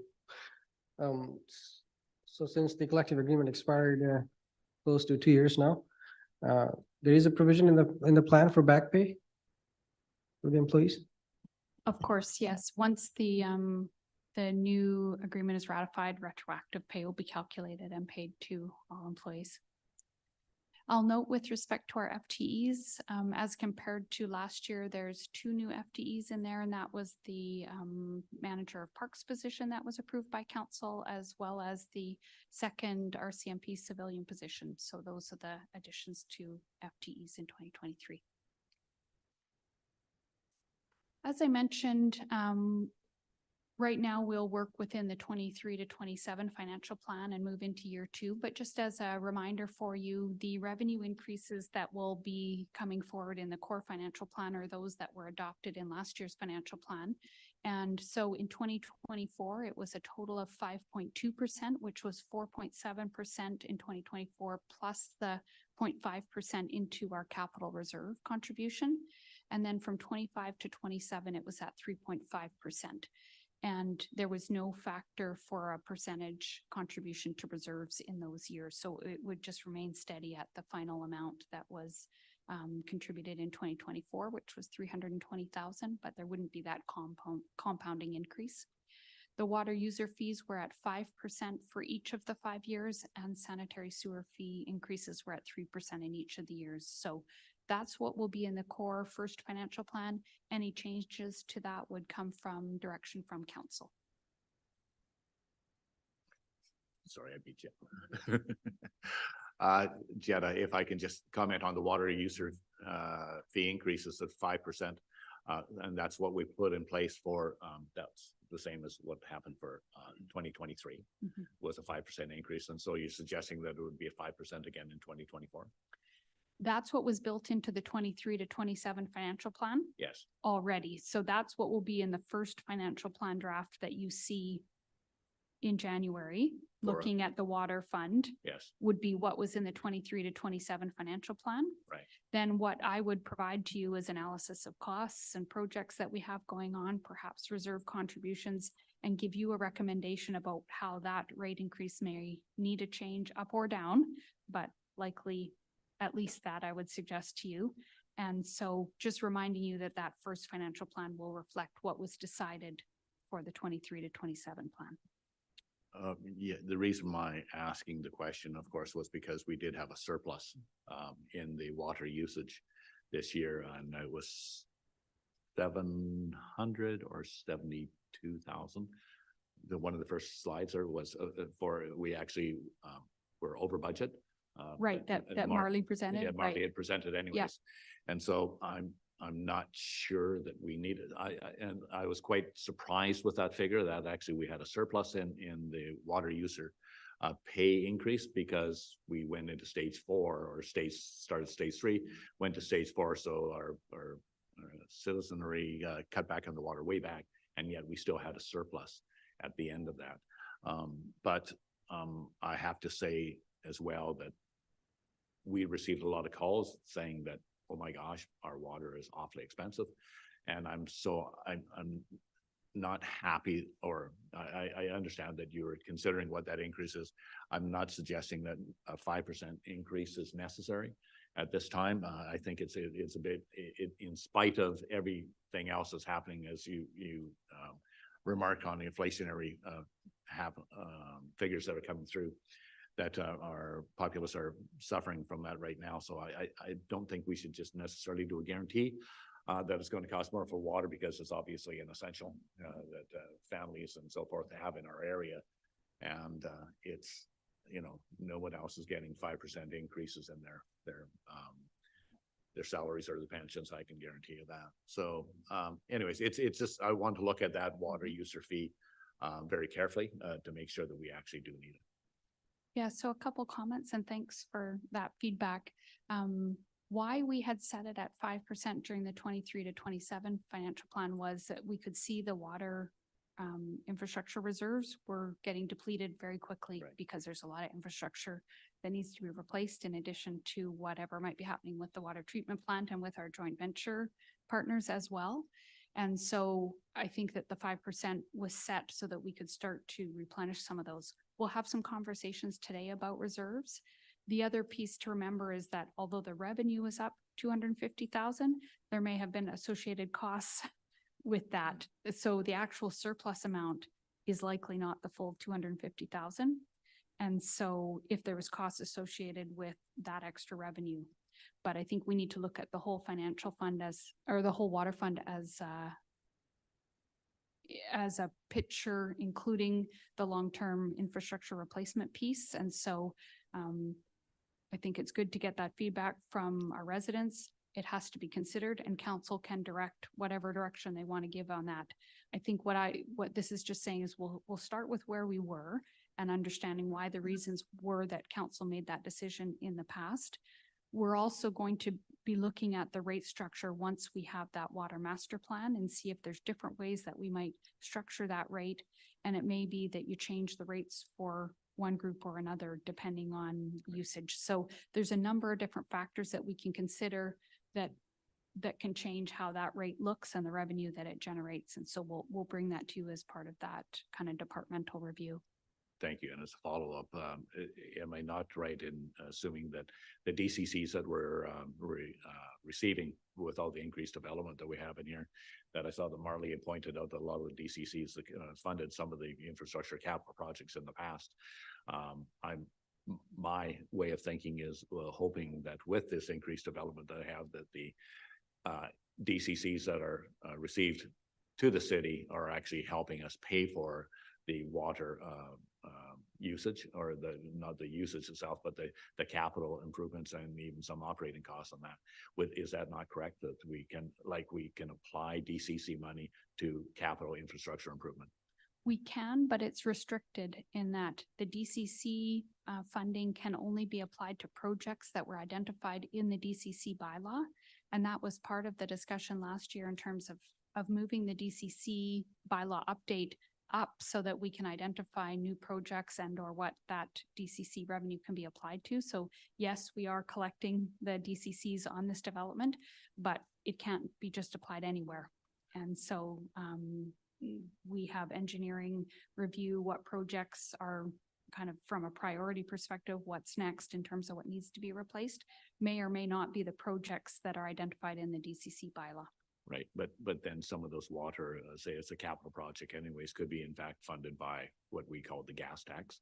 Correct. Right. And last year, if you recall, we did put a lot of gas tax funding towards water because those reserves were getting pretty lean. And so that's very helpful to be able to allocate gas tax to water. Yeah, and that's my goal is that the in between the grants and the DCCs that actually are funding the capital projects, and we're not asking the water users actually to be funding it, so much. Some of that's going to be operating, I understand, but as far as the infrastructure, identifying what needs to be replaced, I'm glad that we're using the gas tax, which is precisely what it's for in my mind. Yeah. Right. And in a couple slides, I'll identify a couple of other funding opportunities that council may want to consider with respect to funding that as you're looking at these rates, we can talk about where to allocate those funds. Great, thank you. Yeah. Councillor Gore. Yeah, thank you. And just talking about the DCCs, like the current the legislation that the province has already brought forth, it has expanded what the DCCs can be used for. So do we still need to update our DCC bylaw, or would that just be grandfathered, or which trickles down to us from the province? Well, that's certainly one of the questions, is that, yes, you're correct in that the DCC bylaw is going to allow for other things like contributions to fire department and other areas. But our understanding is still that we would need to update our DCC bylaw. Do you want to add to that? CAO Taylor? Yeah, if I may through the chair. So the way it works is that the DCC bylaw specifically says what the money can be spent on. So for example, we collect park DCCs. In the bylaw, it says we can use those park DCs for the Rath Trevor Trail. We can't just pull DCCs and use them to purchase a new piece of property unless it's in the bylaw. So even though we're allowed to have, as of whenever the legislation is adopted, I believe it's at second reading, even though we're allowed to now have new pots of money for fire or emergency, we still have to identify what we would spend those funds on. But in order to even collect them, you have to have a new bylaw that specifies what the rates are and how you're going to collect them. So I'll be talking a little bit later about the work plan, and that's something that I think we really are forced into moving forward. We had it for 2025. I don't think we're going to be able to wait that long. And it's also going to be tied in with the new amenity bylaw that we have to do. And we have to make sure those two things work together, because you can't double charge for something that is DCC funded. You have to separate that out and then see what the amenity is going to be paying for. So very complex, but we can talk a little bit more about it this afternoon on the work plan discussion. I do have one more question. Go ahead. So this about 5.2 property tax increase in the previous financial plan, does it take into account the previous slide request that we have about the staff increases and whatnot? If you go back a slide. So this probably does not include the 5 positions, right? The financial plan proposals? Correct. That was based on last year's proposed. Yeah. Okay, so further to our kind of revenue, property tax and utility fees, just wanted to bring you up to speed on kind of where we are on some of these grant balances that are carrying forward. The first being the gas tax. And as you know, the last payment for that current agreement we received in 2023. And we don't have a new agreement in place yet. So perhaps we will by the time we do our final financial plan. But at this point, we just understand that UBCM is in discussions. They are continuing to encourage councils to spend and or commit those funds in the short term to be sure that they can demonstrate to the federal government the importance of getting this funding. If they've got a lot of municipalities that just have it sitting in their reserves, then they may be questioned whether or not the funding is actually required. So in the current financial plan, allocations are in place for the fire hall addition and renovation. The Oceanside Track project was funded with gas tax, and as Marley noted, that'll be only 500,000 rather than 750. And quite a lot of water infrastructure was proposed to be funded with the gas tax. And so just looking at where we were at the end of 2022 at about 5.4 million, we received over 600,000 or will receive by the end of 2023.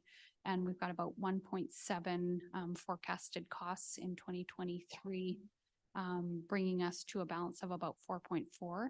In 2024 to 2027, in the current financial plan, we've got another 4 million of committed funds.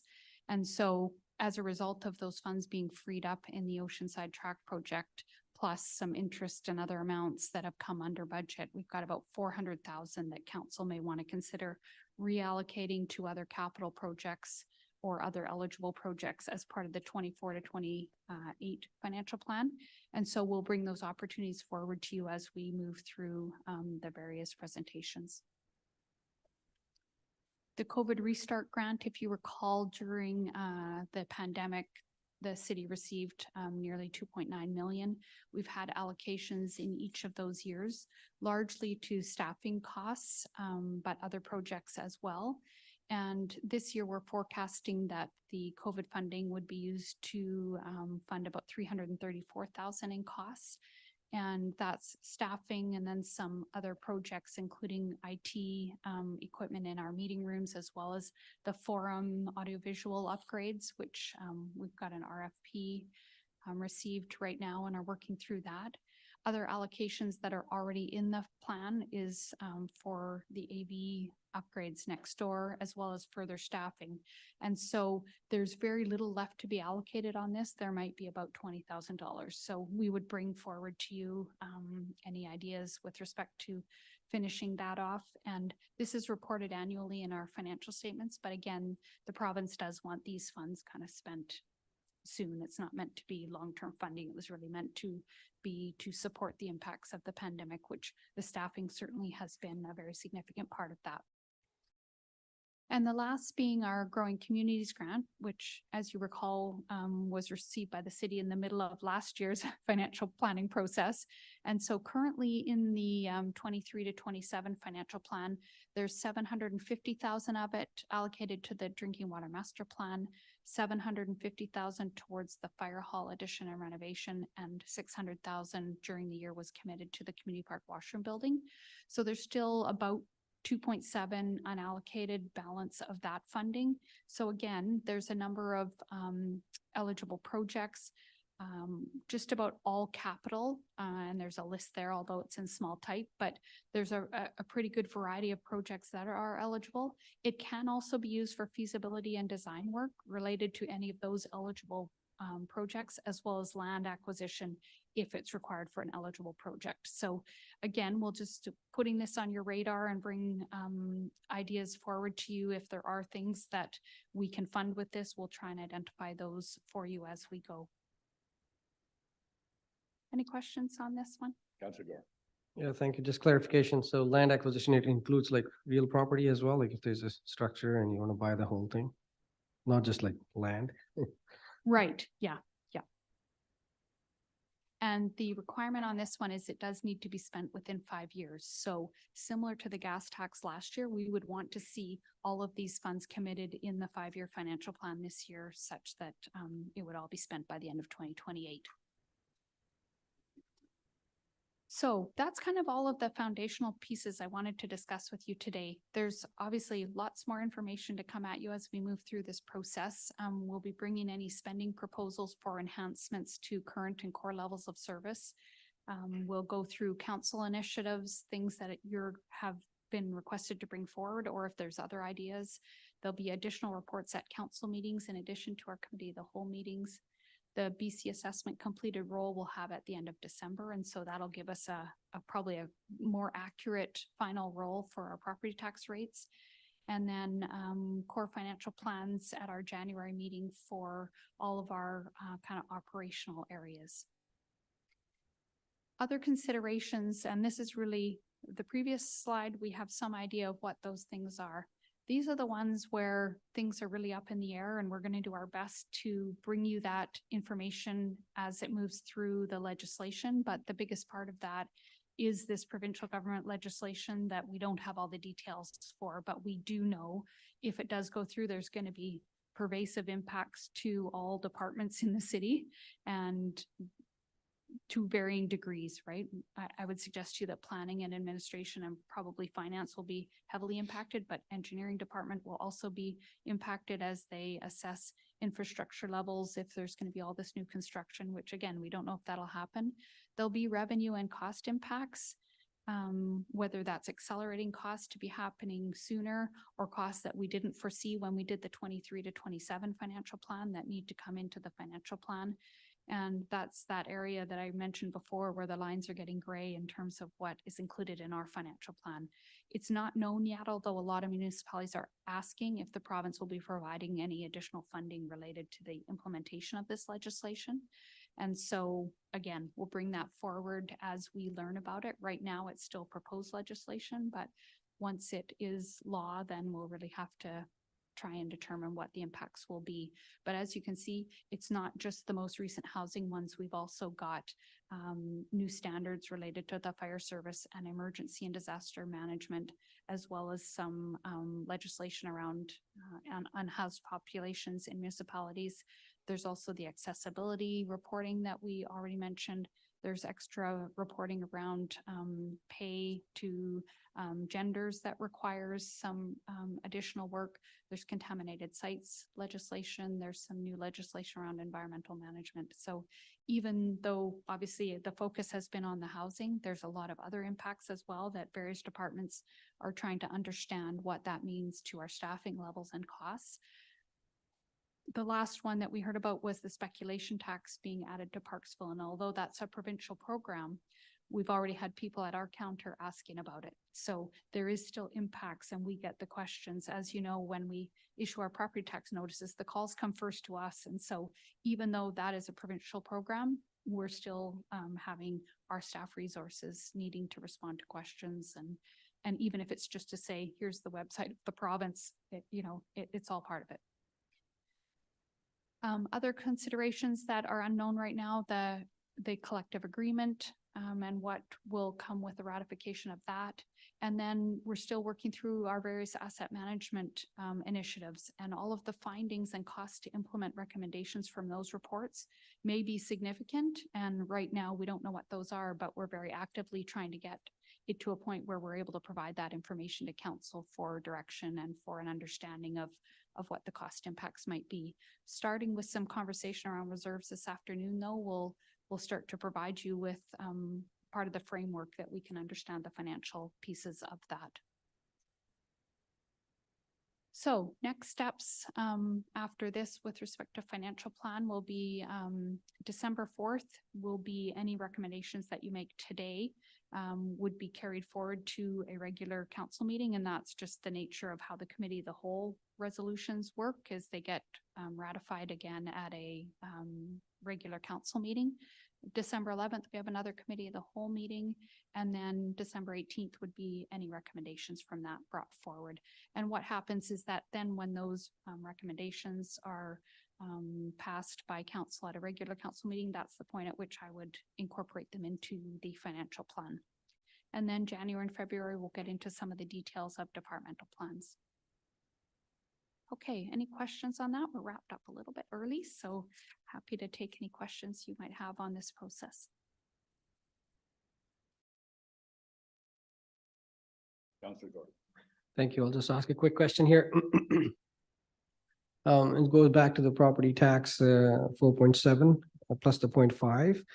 And remind me again, I'm sorry, but that includes the collective agreement, or does it not? Like, did we put in some rough amount at some percentage for that or no? Correct. Yeah, we have some assumptions in there based on what we've seen with other collective agreements similar to ours. And so we'll have to see how good our assumptions were in terms of our best guesses on that. Yeah. Any other questions? Okay, so an opportunity for public input if there is any, and otherwise we'll continue this afternoon. Thank you.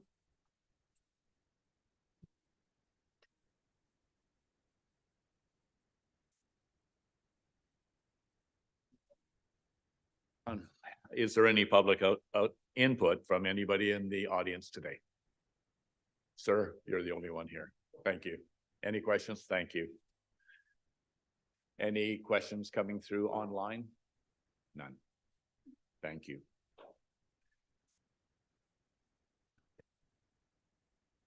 Moving on. Mrs. Kaler. Would you like to do a presentation now? Do you want to break, or do you want to carry? I believe we were going to suggest recess, and then council has a working session, and then we were going to come back, I believe, at 2.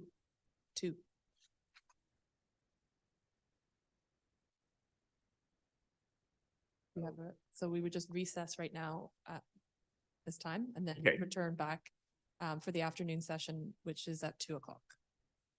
But we have a working room off to the side for council, and senior staff are going to be here just to have conversations, and we've provided refreshments for council. Okay, Thank you for that. That's what I was looking at here. Okay, thank you so much. We'll call a recess at this time for this meeting, council. I don't think we need any amendment or motions for a recess. I'll just call a recess at this time, and then we'll reconvene at 2 p.m. Thank you.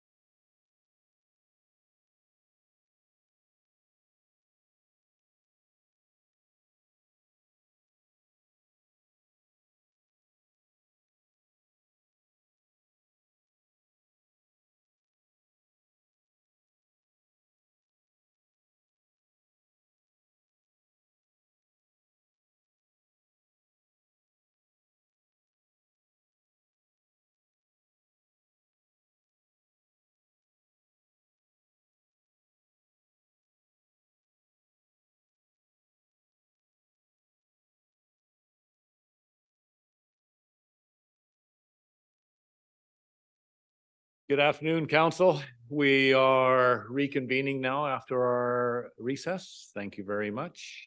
Our first presentation this afternoon is Mrs. Kaler, our CAO. Would you please provide us with the next presentation regarding the corporate work plan of 2024? Ms. Kaler. Thank you. So we do this a couple of times a year. So some of this information is common in all of the presentations that we do.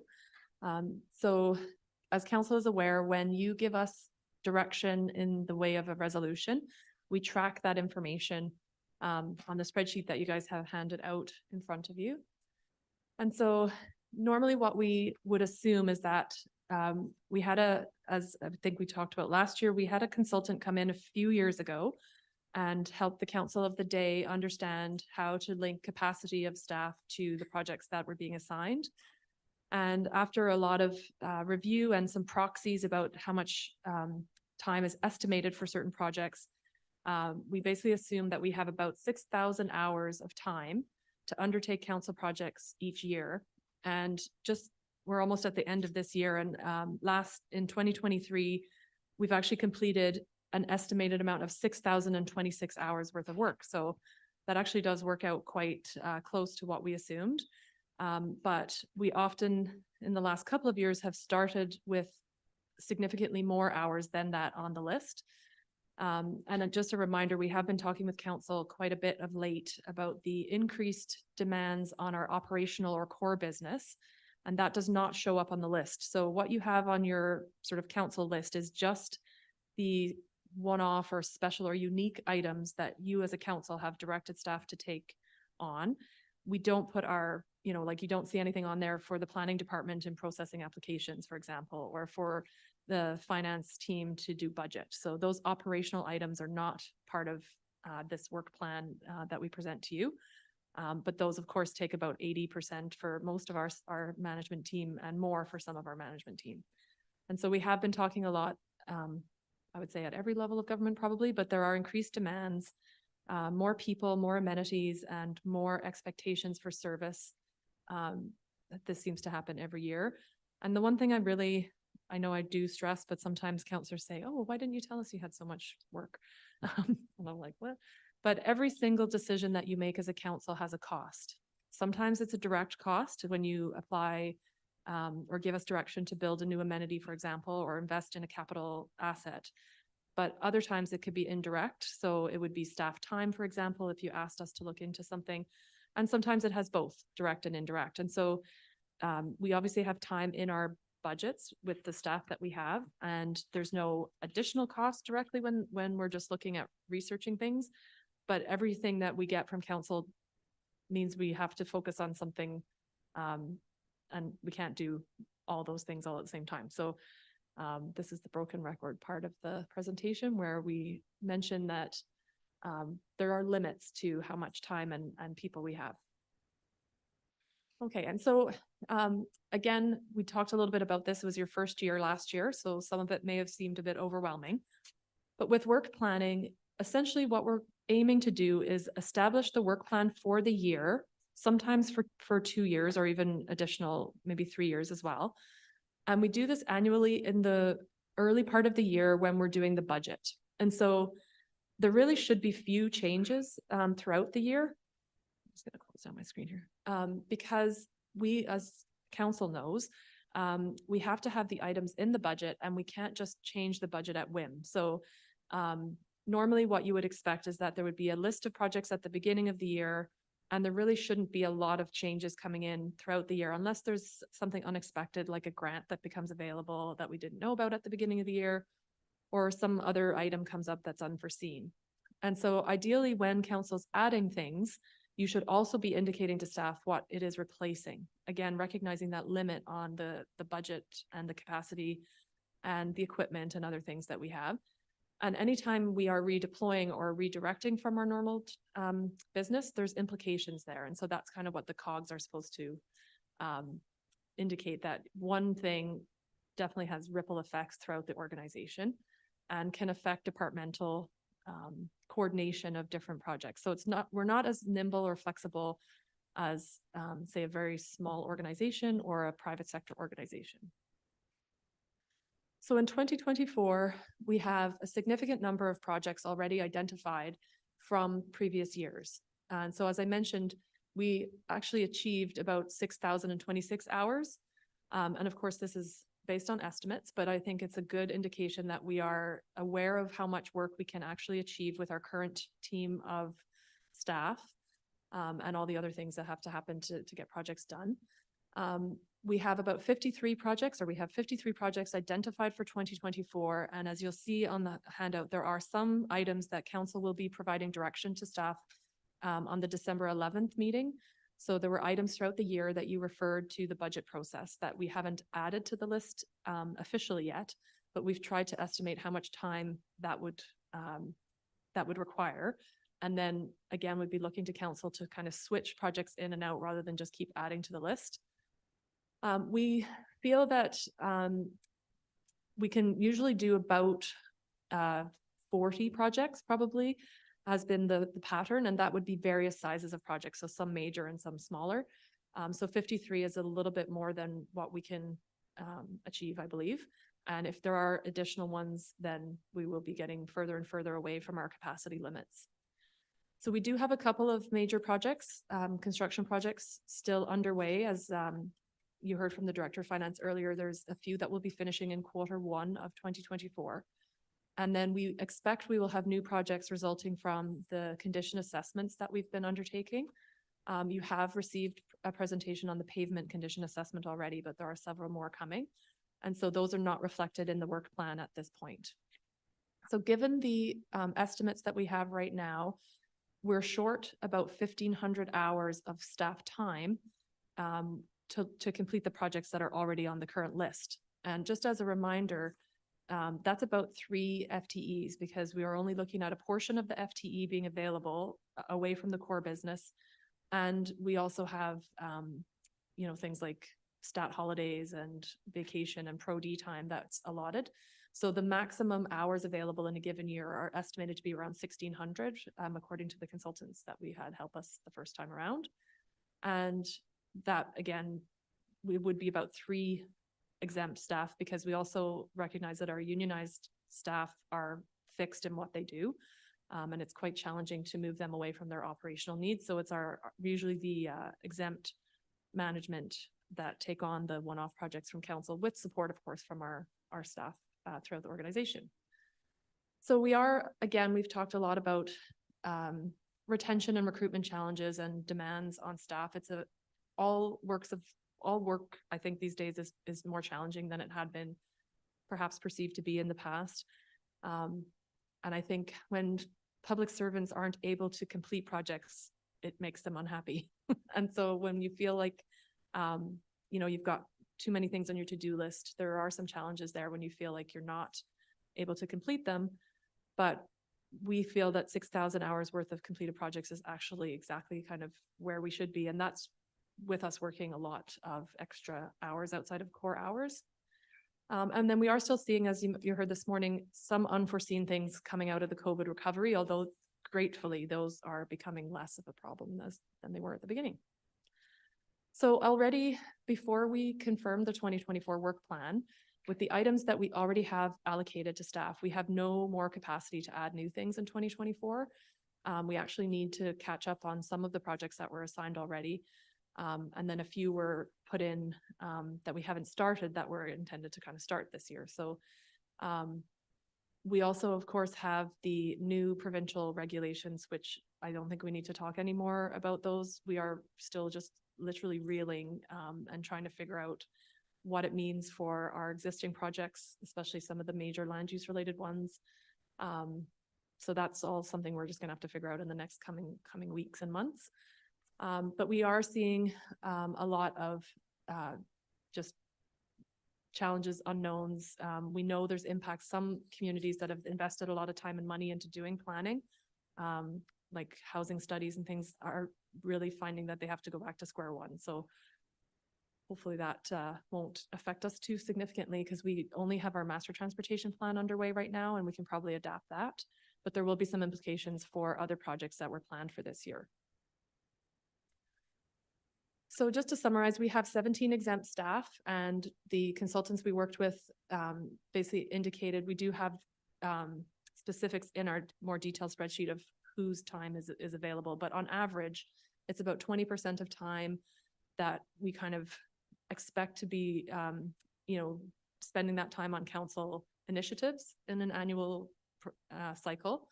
And then we have to fit our day-to-day operations into that as well. And so currently we have a deficit, as I mentioned, of a few FTEs worth of time. So that's pretty significant. And we will be looking to council to refine the work plan and prioritize what you would like us to work on. And we may even want to look at sort of a multi-year plan if some things are important and you don't want to take them off the list, but we know we can't get to them this year, then we would probably be looking at deferring them to further years. So just to remind council, this year you spent a lot of time, and I think we're very successful in achieving your strategic planning areas. And so to remind you as council and folks who might be watching as well, these are your strategic areas of focus. So advocacy, reviewing the OCP, looking at downtown vibrancy, drinking water initiatives, engagement with the community, and recreation investment. And so there are some examples of what those things could be listed here. And of course, under the OCP review, we don't know what the impact of the provincial legislation will be. So we're just kind of watching that one. But some examples of what the other projects would look like are listed below each one here. So I'll just let council kind of look at those. Don't need to go through them, I don't think, in any more detail. You were all very engaged in the strategic planning process. And so we talked about specific work plan items that could come under each of these headings. So one thing we have talked about before, and I think is worth reiterating, is that we have different competencies and capacities in each department. And so when you're looking at the list, you'll see that we have the lead department is identified on the far right side of the list. And what we want to try and be conscious of is that if we see a heavy overloading in administration, for example, we can't just do 6,000 hours in administration. So we need to be aware that each department has limited capacity and limited sort of interchange there. So we can't really expect, for example, the engineering director to be able to jump in and support a project that is really requiring finance support. So, we each have kind of specific professional areas of expertise. And so when council's looking at priorities and looking at assigning new things, I would recommend that we look at how overloaded or how many items are already allocated to each department. Because it's not as simple as just, we'll just have the director of ops do that work in planning. It doesn't transfer that easily. And then we do have quite a few projects, especially the large council initiatives. They tend to involve people from all departments. Pretty much everything goes through administration and finance at some point. So those are things just to be aware of the downstream impacts. Even though one department might be the lead, realistically, each department pretty much has to play a role in most of the projects that get assigned. So just to recap some of the successes, all these lovely, good-looking people on this slide, we do orientation with council ongoing. And so things like this committee of the whole, or lunch and learns, or meeting with you individually or in groups, just to make sure that you have the information you need for decision support. And we spent a lot of time in 2023 doing that. So that would be less in each year of your term, but it is something that we still need to devote some time to. And of course, if new things come up or now all this new legislation, we're going to be needing to do a lot of orientation so that you're fully understanding and aware of what the changes mean for you as decision makers, as well as understanding what it means for us operationally.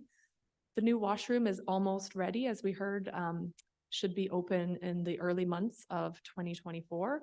And most of the court upgrades happened last summer. And so we were very excited to see them getting very heavily used this summer. And the skate park was the last one. And we are looking at early in the new year, bringing back the lacrosse box, which is the last item on that list. And the gathering space is well underway, almost ready as well. We will be doing a sort of an opening and a celebration of this space in the summer. But it should be open and ready for people informally to use in the springtime. And, oh, yeah. I think that Joel's gonna be the acting chair now, just so you know. Well, he can stay sitting wherever he is if he likes, but. Thank you. Through the chair, I'll recognize Councillor Grants. To our CAO, urban forest strategy with public engagement. When are we expecting to have the public engagement? And what is the scope of the urban forestry, if you can, for the benefit of the council and the public? Thank you. So the public engagement has already occurred. It occurred this year. And we are looking at, we actually, as I think you're also aware, we have a vacancy in that department. And so that has delayed it a little bit. We were hoping to have a presentation from the consultant in this quarter. It'll now be in the spring. So they'll be coming to present to council. They did do public engagement throughout this year, and that is on Let's Talk Parksville. But they'll be coming to present to you, most likely in an open council meeting is probably the most convenient way. And they will present their findings, and staff would be available to provide recommendations in the Parksville specific sense as well. And you'll see on your list, one of the items that we anticipated council may be discussing was reviewing the tree management bylaw. And so that's a decision that council would need to make at a later date. So that one is coming to a close. It's probably 75% complete. The asset inventory is complete, and quite a bit of the work has been done, but we're looking at closing that with council early in the new year.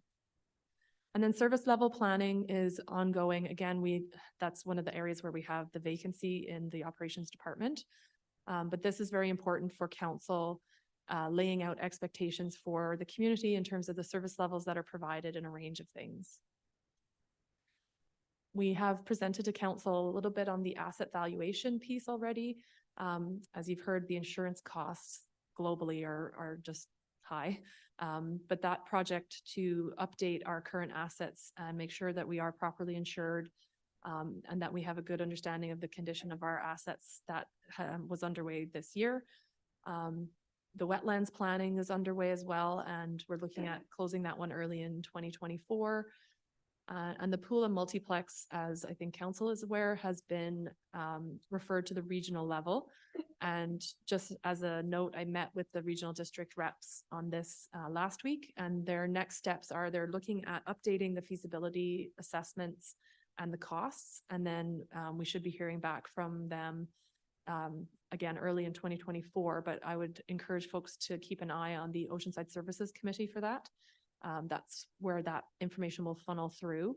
And my understanding is they'll be looking at both the Raven Song and aquatic amenities kind of together. So they'll be looking at how to make the best synergy with that service area. And the master transportation plan commenced this in the fall, and it will move into 2024 as well. We are doing the engagement piece on this right now, and definitely encourage folks, your own constituents that come to you and yourselves, to get involved in this. There's a survey online. There's quite a bit of information on the Let's Talk Parksville website. And we have, I think, a very good consultant that I got really good feedback on the public event that they hosted. And they seemed very knowledgeable, and I think they're going to be doing some really good work with us. But definitely we need people to get involved and help council make decisions on the priorities. It'll be difficult for you to do everything that's recommended. So I think the more people can communicate with you the priorities they have and what they're willing to invest in, that will help in the long term. And then resiliency and climate change. This year, our staff spent a significant amount of time responding to and planning for drought level. And then also, of course, we do sometimes see the extreme rain and storm issues on the other side of that. And this will happen in 2024 and beyond as well, with some specific projects on both the wetlands, some other park management, the urban forest stuff, and our drinking water master planning.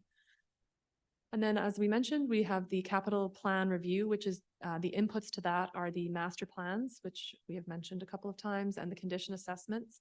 We also have a yard assessment, which is really focused on environmental and flow and logistics in the yard for safety and equipment and those kinds of things. So those are finishing up in the next quarter. And this one, the planned Parksville review is very much in the air at the moment. We did plan on doing a lot of work on this in 2024, but as I think council is aware, there's some things we believe will be prerequisites to the OCP review. We don't know exactly what they're going to be yet. In talking with the director of planning and some other planning colleagues throughout the province, we think it's probably going to be more like we're going to have a housing plan and maybe a sustainability or community plan. We're not sure they're going to be, we're going to have the normal sort of expected traditional OCP process. And that will really be dictated to us by the provincial legislation. We do have a circulation plan on the work plan, and that's really just to integrate and tie up everything that's been happening in the community park. Very busy place of late, and lots of new amenities, lots of new areas of focus. And so we want to make sure that it all flows together safely and that both pedestrian, bicycles and vehicles are all able to get around the park in a meaningful way. And then we also are looking at a capital plan for the park so that we know kind of where everything is in terms of its life cycle management. And again, planning out what needs to happen and when in terms of infrastructure renewals. And, you know, also probably understanding what the thresholds are in terms of capacity for the park.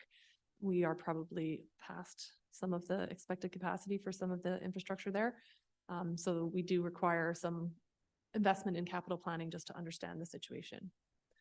The drinking water master plan, I think this council has talked a lot about that. That will be coming back early in the new year for the RFP, which will go out to experts to get some consultant support on doing multi-year assessments of the drinking water system as a whole.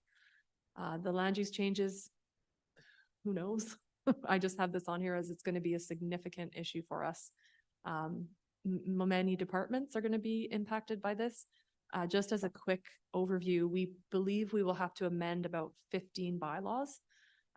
So I don't think everyone understands how integrated things are, but we have a fees and charges bylaw, a development procedures bylaw, a zoning bylaw, an OCP bylaw, a DCC bylaw. We will have to do a new one for that, which is even harder than amending old ones. We have just a myriad of things that a services bylaw, a building bylaw that, you know, we really have to update all of them to reflect the current legislative changes. So that's years of work. And apparently we're supposed to have that done by June, which I just don't see how that can happen. We don't have the regulations yet, so we can't even start. So that'll be a year-long thing for sure. There are changes coming at us on emergency management. We're very fortunate that we don't have the same scale of emergencies as a lot of our communities in BC have, but we will be impacted by the change. And one of the key things that will probably be the more time-consuming elements are just increased collaboration with partner government agencies, including First Nations. So we currently have one FTE assigned to this, as we have an emergency management coordinator, and the work that will be expected is probably going to exceed that capacity, I would imagine. We're just waiting. We also are required to do updated and very wholesome, comprehensive business continuity for the city, which luckily we did get a start with some of that during COVID. But we have to envision something like, I think it's like 43 different hazards and do contingency planning for those. Very exciting project that's been on the books for a long time, but the Rath-Trevor pathway, we have quite a bit of work associated with that in 2024 and 2025 is when construction, we believe, will be completed. Affordable housing, we have a lot of direction from council already on affordable housing, including a donation of a piece of property that we're waiting for the province to provide support to actually construct. And then the fire hall renovation is another major project that will commence early in 2024 in terms of the planning. Okay, so in 2024, the legislative changes are going to be probably one of the biggest areas impacting our workload. There are economic implications from the short-term rental, again, unknown what that's going to look like, but that will affect our community pretty significantly given the tourism areas. Already we're seeing a lot of just impacts on our time in terms of trying to understand and help some of our residents and owners understand what that means for them. Asset management is a very big priority for us. We will need to have asset management plans in place if we are to expect any grant funding from any level of government. It's also very important for long-term financial planning for the city and making sure we're sustainably growing and investing in our infrastructure. Service levels, we talked about that already. That's really a council decision on how we serve the population and what the expectations are there in terms of costs and levels of service. The condition assessments and capital planning, we hope to have the results of our 3 outstanding water, sewer, and storm master plans early in the new year. And that would feed into planning for investment in subsequent years. And we also need, just given the new amenities in the community park and the high level of activities happening there on a memorial and in other parts of the city with parks, we need to look at our special event permit program and make sure that it's serving both ourselves and our capacity and our ability to support those events, and also making sure that the events themselves are safe and enjoyable. In a way, we become a little bit of a victim of our own success, and that everybody wants to be here, but they all want to be here at the same time. And that can make things less enjoyable for everybody really being there. So we will have a presentation from Beach Fest with some ideas to perhaps improve the experience on the Sandcastle side, and I think for other parts of the park. But this is one that we have, again, kind of been doing off the side of desks, and we're hoping to invest some more time and effort in program improvements for next year. And then also the website will be updated and coming online next year. And so that will help in our digital world.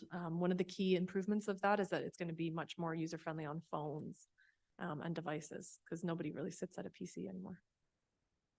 Okay, so again, for council, there are some tough choices ahead. I think we are above the maximum capacity for projects already, and I assume you might want to add some projects over the rest of your term. Our operations planning is heavily over capacity as well. We're finding that we're just really seeing increased level of service or calls for service in all areas. You heard, just for example, with fire department, 23% year-over-year increase. RCMP was 860 files, which is more than 2 FTEs worth of files year-over-year. So we're seeing that across all departments. And for us, it means that we have to balance those day-to-day needs that don't show up on your list, and try to find time to make sure that we're keeping up to date with best practices, with new legislation, with evolving technology, and then also trying to make sure that we work with our staff and understand their needs and provide support, direction, and supervision and management. So that becomes more challenging when you're getting 10 more emails a day than you did this time last year. And then I think what is not really what council wants to hear, but is there may be some benefit of looking at what we need to do in terms of what would be nice to have. And so I recognize for councils that's not really, it's not very exciting to invest money in pipes. But if the pipes don't work, then people won't care how many beautiful parks and park benches and things we have. So just a need to balance some of those things in terms of what we must do with those things that are discretionary. And one thing I would say is that for our staff, they really want to provide exceptional service. We want to respond quickly, and we want to respond professionally, and that becomes really challenging when there's just too much happening. And that's a really challenging thing for staff that have such pride in working for the city of Parksville and serving our citizens. And when it takes 2 or 3 days for them to get back to someone, they really find that really difficult. So we just want to make sure that we're not burning people out and having them move to other areas or other cities where perhaps they wouldn't be as burdened. So definitely, again, this was a slide we showed. I've probably showed this every year for the last few years, is that it's really challenging, I understand, for council. But we do have to balance the service levels that we're providing with taxation. And so there are some options for council to consider, but really we just need to emphasize that capacity is limited. We can't keep continually adding people and amenities and expanding service levels without adding staff and incurring operational costs. And of course, for council, that means tax implications. We don't have the options of other levels of government to run deficits. And really, property taxes are the main thing that fund everything that you direct staff to do. We do have core strategic goals identified for council. And so disciplined decision-making to look at things that maybe tick off a number of your strategic goals before you would put it on the work plan, or things that are very significant in helping you achieve some of those strategic goals.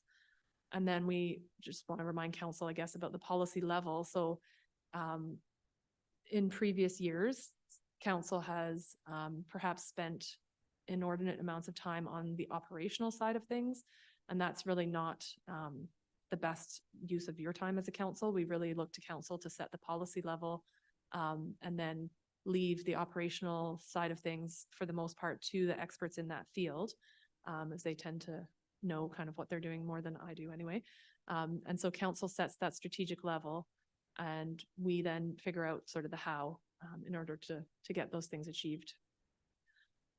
So we look to council to set the vision and priorities and the service levels at a high level. And then staff have to figure out how to deliver and meet that service level. We look to council for giving us direction on new capital investment. So in recent years, that would be things like the outdoor stage. Coming up, it would be things like the fire hall and the Rath-Trevor pathway. And then we look to council, obviously, to match the budget with the decision-making and work plan that you've provided. And then looking for that guidance in a policy setting as well. So really there's a few options. There might be more than the three that we've identified here, but option number one is really that we refine the work plan to match the current capacity. So that means tough decisions to take things off the list. Also, I would say tough decisions when you want to add new things to the list.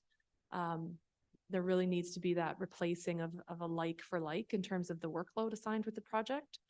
And so in years gone by, we have talked with council about whether or not you as a council wanted to establish guidelines for when you would add a new project. And so we've talked about things like a checklist, even internally for yourselves, or a checklist that you agree on as a council that, you know, something would have to tick off one or two of your strategic plans, and the onus would be on the person moving the item to explain to the rest of council, you know, how this fits in with the strategic plan. And then that also would set a clear limit for the public on when you have to say, I can't help you with that right now, or that's not something that we've incorporated in the budget. You can explain in a meaningful way to residents, you know, why something that they feel is really important can't make it onto the current list. Maybe it's something that could be tackled at a later time, but there are limits. The other thing is to increase capacity. That sounds simple, but it's not. When we are looking at increasing capacity, of course, there's tax implications because no human resources are cheap these days. We also have challenges in that we don't really have a lot of space to locate new people. So depending where that area of need is, there may be nowhere like for a desk in some of our areas. So it's also very challenging to hire people these days. We have 13 municipalities within 1 hour drive of here, and most, if not all of them, pay better than we do. And our competitive advantage, which used to be that it was relatively attainable to get a home or housing here, that's not the case anymore. And we're also competing with areas that have different formats of housing, townhouses being one of the key areas that we're kind of lacking. So even saying, oh yeah, okay, well, we want all these projects to stay on the list, we're gonna give you more people, that's not the magic bullet that perhaps it might have been in the past. And then option 3 is kind of a hybrid of the two, and that's really just not adding new projects until we catch up. So creating a multi-year plan that would be sort of a 24 to 26 plan, which would incorporate the items that are on the current list. And council would be, I suppose, diligent in not adding new things until the capacity frees up. And so again, I recognize that that's probably not something that you all dreamt about when you were running for council, but I think, you know, there are difficult decisions, and those are 3 of the options that I think we have identified. But as I mentioned, there may be more that you can see. And so your strategic focus areas: advocacy, OCP, downtown vibrancy, drinking water, community engagement and recreation. So that was just a recap of the items we discussed in more detail earlier in the presentation. And then what we, well, I guess this is me, I'll own this, is that council should really only approve new projects that clearly align with your strategic goals. It's very tempting to, react to things that are going on around us or to compelling presentations from constituents. But I would just encourage council to really look at, your strategic plan. If somebody comes to you with something, can you very clearly identify how that helps you achieve that goal? And if not, then that would be a way you could explain to the group or the person why you can't meet that objective. Also, I think what we are lacking and we really need is direction on the priority. So when council passes resolutions, we don't get any indication of how important this is to you compared to other things on the list. And so a couple of times I've sort of asked for that when the motion is being debated. How important is this? Where should this be? What is the priority?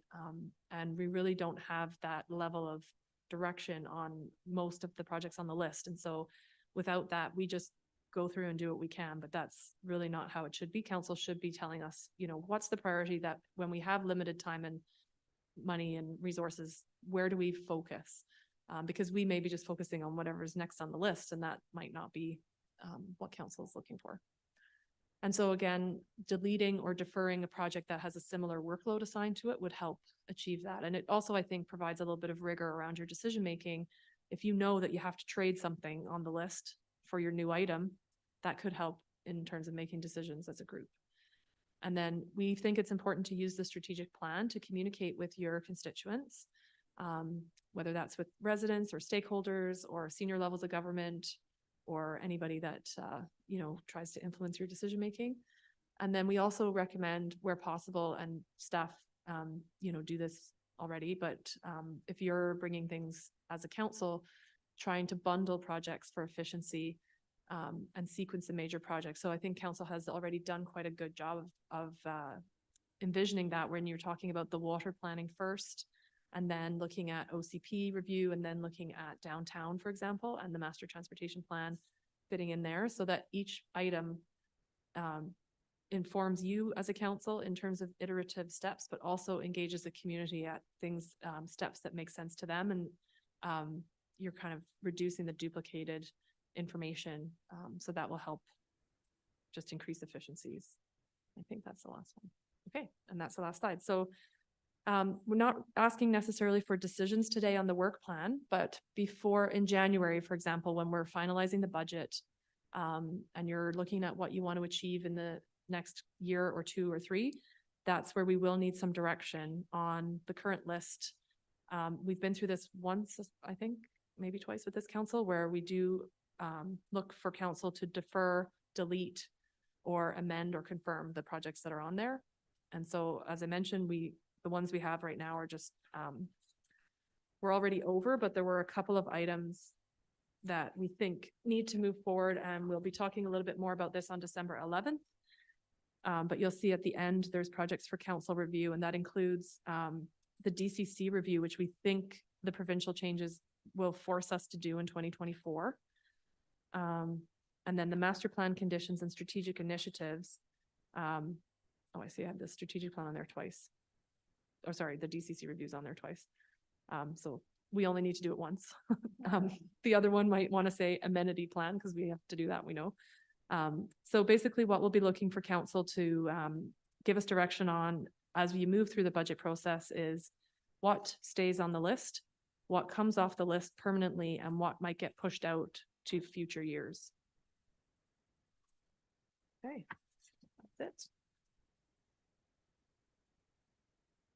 Go ahead, John.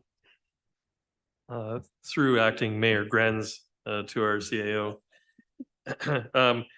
First question is, are we deleting the 500-hour DCC review or the 200-hour DCC review? So what we think, we're not sure, but we think that the DCC review might be able to be less, but we're going to have to add time to do an amenity review at the same time. And so we don't fully know this yet because the regulations aren't there. But And when the DCC review first went on, also it had the condition assessments as part of that to sort of feed into what DCC investments might be needed. But now what we believe is that we have to kind of tailor the two things together so that we will have some eligible items that are DCC fund appropriate, and then other items that would be an amenity. And we need to figure out how to allocate things there. So the requirements in the legislation say that we will need an economic analysis to do that. So we're going to need to get external support. But I think the savings in the time that from doing a more perhaps refined DCC budget will get lost in that we have to do an amenity piece as well. And we have to be very cautious that we don't double ding people. So if we're charging a developer for DCCs and then they're contributing an amenity as well, we have to make sure that we spend the money properly so that we're not, taking money from the same person for two different things, or taking the money twice. So if I'm charging you an amenity DCC for Rath Trevor, I can't charge you a DCC for that as well. So yeah. Hope that answers that. Acting Mayor Granz, if I could ask for a follow-up question. Please proceed. Sure. We were told that we didn't ask enough questions this morning, so I'm conscious of that fact. Number one, council orientation, 5%. What does that entail? And we're a year in now. Yes. Could we if get I rid of that one? may. So if I may, through the chair, last year that was something like 200 hours, I think. Mhm. So this year we've dropped the hours down to Mhm. 70, and we've for 2024 we intend to do about that amount of time of orientation. So that would be things like the committees of the whole that we would do for budget, or lunch and learns, or orientation on the new regulations and what that means for you in terms of decision making. So we expect to have workshops with you explaining what is the amenity bylaw, what does it have to include.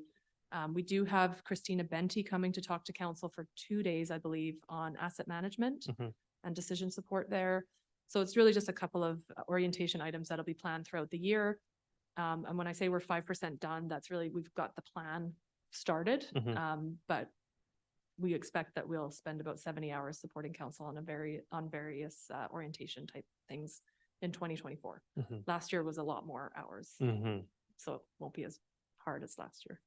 Thank you. Anything that could be done just with email? Hey, we're kind of thinking this might be what the new legislation might mean on something. We could make some Yes. savings there then. For sure. Maybe. Thank you. Yeah, a large part of that is really the 2-day session. And so staff hours includes like if me and Angie and Sarah all have to work on something, then each of us has to be dinged for time.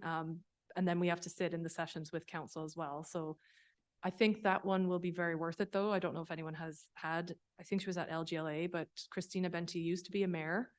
And she's an asset management expert and also talks a lot with councils about effective decision-making and linking your asset management plan to communication with your constituents. So she becomes very well recommended, and I think it'll be a worthwhile session for council. But yeah, then there'll be a few other little things, like I think Blaine has a couple on his list that council had asked, and I think we had talked about perhaps even doing like a permissive tax. Kind of here's what you can make decisions on for permissive and what you can't, like what's statutory, so.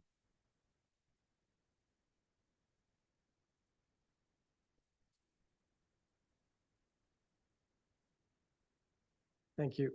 Through the chair to CAO. So we will have a session where we will go over the work plan and some of the things, the edits or postponement of some of the projects can be done. Yes. If you can bring up the major project slide up again, Which one? please. Like, No. This, wait, one more back. Yes, this one, thank you. So I see like a lot of these major projects like emergency management, the provincial land use and other policies, and we see in the work plan as well for the OCP and stuff. So a lot of it is provincial offloading, downloading, and we don't know if there is a plan on sufficient funding to follow all these policies that are being downloaded to us. So I'm hoping like through our advocacy to the provincial government through the UBCM, and now that we have a director as well at the UBCM, I think some of this can be, managed in a more like with sufficient support from the province. And I'm hoping like this will ease off some of our need for additional staff, I'm guessing. But I know you mentioned about planning could possibly get a new position sponsored by the province. So yeah, I'm hopeful that some of this offloading will be paid for by the province. So if I may, through the chair, just to kind of explain how I've incorporated the unknowns. So you'll see in each department. So for example, line number 24 talks about the amenity bylaw. I have it blank, but it's assigned to finance. It's blank in terms of time and money required. But what I did at the very end is I just put an agglomerated figure of 1650, which is 1 FTE worth of time for the corporate impacts on the provincial legislative changes. And so you'll see as you go through, there's an allocation of time in each department, but it's not known yet what that would look like. But we are fairly certain that with all the changes coming, that across the organization, there would be about an FTE's worth of time needed to respond. So we'll have to refine that as we go, but I'm trying to make sure I don't double count the time. So not knowing, probably a lot of it will be in planning, but a lot of it will also be in finance with the amenity side.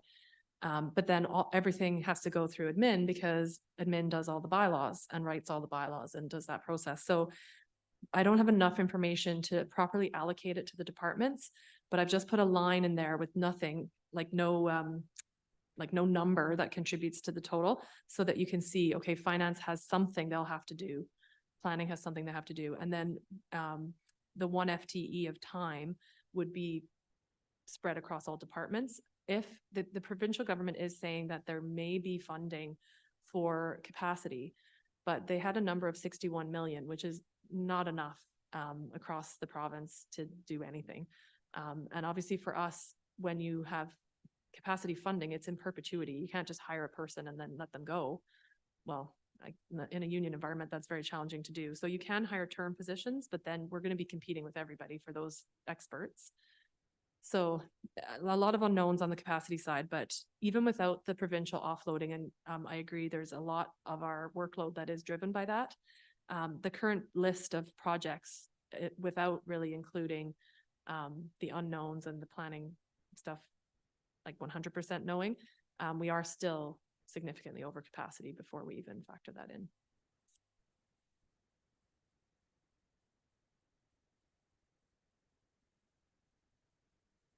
Thank you, CAO. I might just add a couple of questions or comments here. At the work plan meeting coming up, I would be happy to see also, you mentioned that there may be want to haves versus must haves.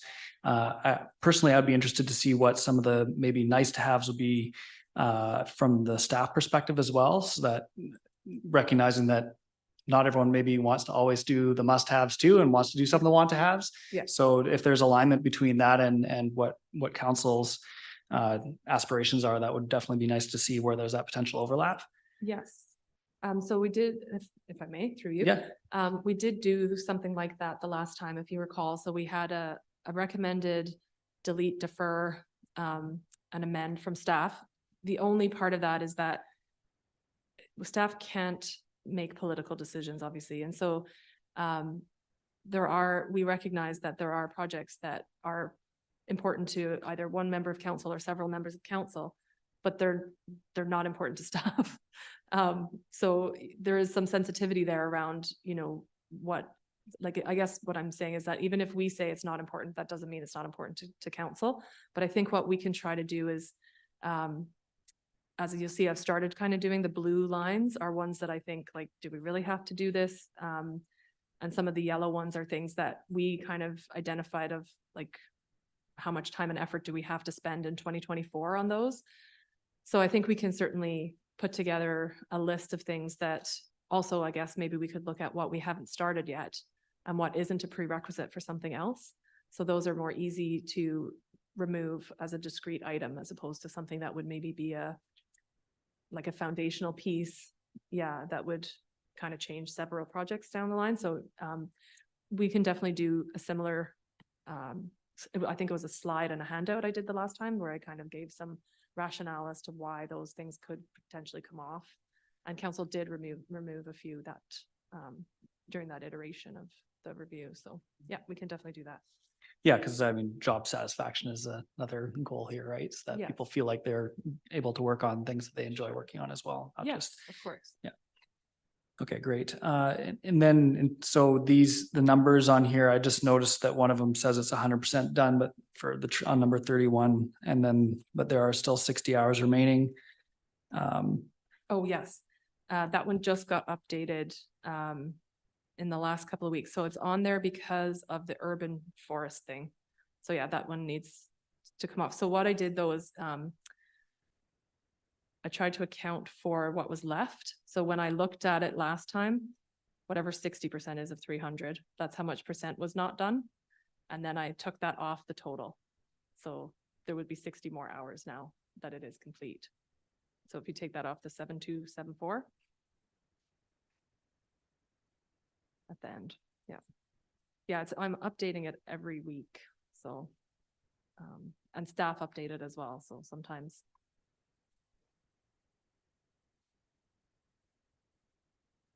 Yeah, so this is for council to just really take with you and keep it in mind when you're on December 11th.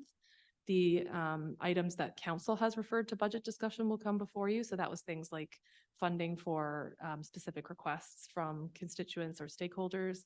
A couple of items that you mentioned as council throughout discussions, things like covering the cost of people to attend via, for example. So those will come forward on the 11th. And then we have a presentation from Beach Fest with a request for some changes in the community park to their location. And then we have discussions about the community park. So there'll be quite a bit of information around what we've achieved and done in the community park, what we think might have to still happen. And then there's we need direction from council on some, I wouldn't say surplus money, but some money that wasn't spent or isn't allocated. In terms of what council would like to do with that, either return it to reserve or use it to purchase some other items or improve connectivity.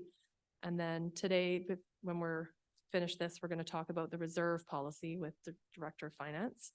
And then we have 2 more meetings in January, committees of the whole, where council will get other information.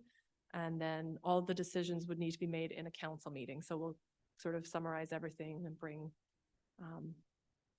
draft motions and things like that to help guide that decision-making process.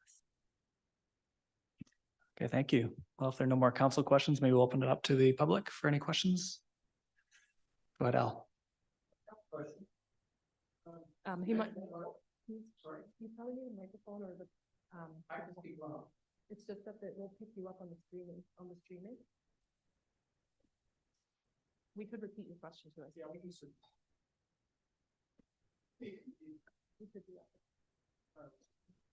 Sorry. You talked about the insurance costs going up dramatically. Have you looked at our deductible? That is decreasing the insurance costs by increasing the deductible, keeping that deductible roughly equal to what you have as contingency fund. In other words, you use your contingency fund for your deductible. I'll have to defer to the finance department. They are in charge of insurance. So. Sure, thank you. Yeah, thank you for the question. One of the things that the Director of Finance will be speaking to as part of the reserve policy is the creation of a reserve for insurance purposes.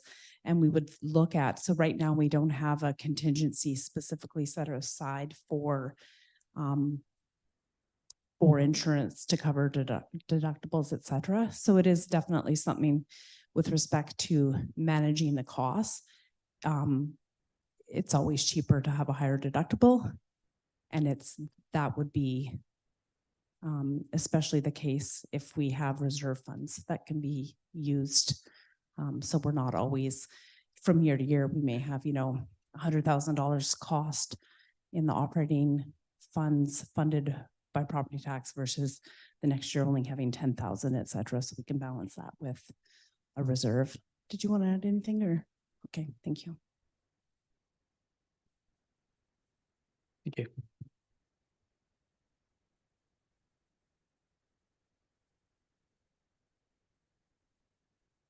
You talked about a list of projects, 53 in fact. And I assume that everybody's got copies of those lists, have they? What are some of the examples on that list that is for the public to know? Sure. We'll put the list on the website after the presentation. But so examples of, I'll just maybe read a couple. So these are all council resolutions. So they come from a council meeting, and in our list, we have the resolution referred to as well. So one of the examples, I'll just kind of go through them in order here, is amending community building fund agreement to update the contribution to the Oceanside track. So that was to provide funding for the track at the school here. Branding and signage updates for city-owned facilities, website upgrade and replacement of the old one and a launch, designating Despard as an ecological reserve, a standing committee for commemorative statue for Phil St. Luke, expanding the banner project to create permanent banners at PCTC, finalizing collective bargaining, which is a sort of a non-discretionary one. Staff being directed to participate in the RDN pool feasibility project. Then there's some council motions for advocacy to senior government on health and addictions, that kind of thing. So all of them come from an open council meeting throughout the year, and we put them on one sheet so that we can track them. Okay, and they've been identified as must-haves and nice-to-have? If I may, through the chair, I would say that they have not been clearly identified to staff in terms of priority, but we assume if council passed a resolution. So therefore, to you, they're must-haves, Correct. must-dos. Yes. Yeah, and then in the So upcoming meeting, there will be a prioritization that will occur, and as well as potentially eliminating certain items. So last year we did that through the work plan and went through and gave additional direction to staff on which items were to be prioritized for the year, given the available bandwidth to complete those. And last year, how many got off the list, as it were? I recall that it was in May, and I think off the top of my head, I'm going to say about a dozen came off, and about Out of 40. it was probably about 60 at that time. And I believe about another dozen were deferred. And so some of those are reflected in the 2024 plan already. Yeah, I think that was about right. I don't know if council can remember more, but. Yeah, and it's also similar to a budget process where it's not just the line item itself, but also how much time it would take to do that item that is considered as, so the number of items kind of like is part of the equation, and in addition to the actual, what is the actual ask. And some of the ones that were listed off there initially are pretty low number of hours items versus some of the ones that relate to updating certain legislation or bylaws from the legislation coming down from the province, for example. Okay, because one of the items on there is you're allowing substantial time, I gather, for the new OCP to be done. Yeah. Given what Victoria has done, why bother having an OCP? If my sewer backs up, I'm going to phone Victoria, not you guys. If I may maybe speak to that a little bit through the chair. I think that with the new legislative changes, that is kind of the feeling of some staff in planning is an OCP is not going to be as useful or as informative as they were traditionally. We really need to look at a housing plan. OCPs are more narrative and like they give a lot of philosophical direction, I would say. And right now what we're thinking the province is looking for is a housing plan. And that's all. Like, it doesn't matter. Like, you're not even required to have parking or green space or infrastructure or anything. It's just housing. So I think your point is well taken, and that some people are really kind of confused as to what an OCP could achieve if you're not able to direct development. Right, and by the same token, your strategic plan, which I'm looking at, it's out the window, basically. I would agree with that in some ways. I get the feeling very much lately that we're implementing the province's strategic plan as opposed to trying to address our own. So very much taken that point. And we are, at least at the political level, staff as well, for sure, but at the political level, we're also having these conversations to advocate on all this legislation. And we saw last week through UBCM that one of the bills is now put on pause because of the pushback from the UBCM around that particular potential legislation. And one more little comment, and then I'll give up the mic. I don't want to hog it. If the province by downloading is increasing our costs, should we not in turn be billing the province for them increasing our costs? In other words, instead of them downloading those costs, should we not be, call it, uploading our costs to them? If I may, Go ahead. Chair, we've actually tried that. So one example, the city has been providing some bylaw enforcement and firefighting support on the foreshore, which is technically not our jurisdiction. And so for a number of years, we actually sent them a bill. We didn't get any money. It's gone to collections, I think, at this point, right? Yeah. Yeah, and I think that that is a conversation that we're going to be seeing a lot in the coming months. We're already seeing from the city of Surrey, where they're doing a lot of now open political advocacy on this. They've sent letters to every municipality across the province in order to gather support for their concerns around the increased property taxes that will be driven by the Surrey police force transition. And and they're starting to talk about the taxation increases in very political terms. So our goal is, in our strategic plan, is to work collaboratively when we advocate, and hopefully we can make these proposed changes work well with what we're trying to do here through an open and collaborative process with our provincial counterparts. That's the hope. So we'll see where things go, though, in terms of how it actually has to shape up. Mary, yeah, go ahead. Councillor Beal.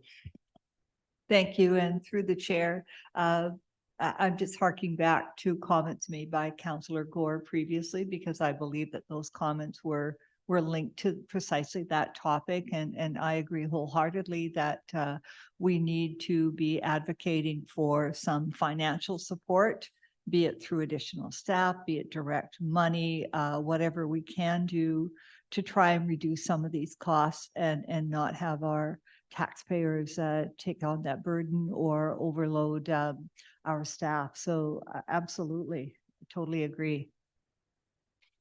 And I'll definitely allow council to weigh into if anyone else wants to say anything on this. Yeah. Thank you, Acting Mayor Grenz.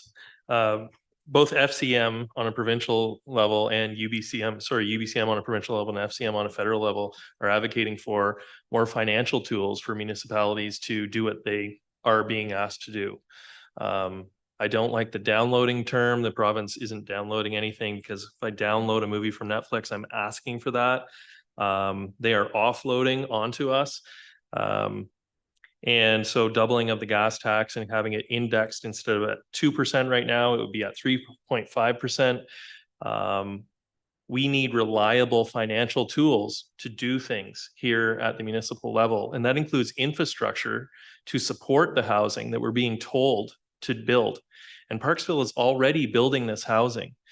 The issue is that down in Victoria, they have to paint everything with a big broad brush instead of actually dealing with things on a specific level and having come visit us for like 2 days and see what's actually happening in Parksville. But everything's a big rush, and so they use a big broad brush that is not applicable to all municipalities, specifically Parksville. And so UBCM on a provincial level and FCM on a federal level are advocating for financial tools so that we can have the infrastructure to support the housing, whether it's water or sewer or whatever it might be, to do what the federal government and the provincial government are asking us to do. And they're receiving significant pushback from them just pushing stuff through. But we in Parksville are building the housing, and like the mayor was saying earlier, to catch up and have a 3.5% vacancy rate is probably not possible, because when you do a good job of building a place to live, whether it's a city like Parksville or a province like BC or a country like Canada, everyone will want to live there, which is great. But the side effect of that is that you have to have the infrastructure, roads, housing, water, sewer, all of this stuff to match the beautiful place that you, doctors, specifically, general practitioners for primary healthcare, and our hospital in Nanaimo is 60 years old. And right now we have people that are traveling to Victoria for, cardiac care and for catheterization lab that should be in Nanaimo. So if the province wants us to build housing, then show us that show us the money that we need, and specifically on healthcare. Show us the doctors. We have 8,000 people without doctors in the Oceanside area. So ask the Minister of Health. Be nice if the Minister of Housing spoke to the Minister of Health. Make sure we have the doctors to support the housing that we're being told to. I mean, that's my rant. But those conversations are being had. It's a very, very big deal. So thank you for your questions. Yeah, it's just that I don't want to pay the taxes for somebody in Victoria deciding what I need here. I've decided what I need here, which is why we vote for you folks. I didn't necessarily vote for the folks that are in Victoria. Yeah, agreed. Thank you. Yeah, this is an ongoing challenge, and we've seen a flurry of new legislation. So this is something that, we're all really thinking about a lot and doing what we can. So thank you very much. Questions? Yeah. Thank you.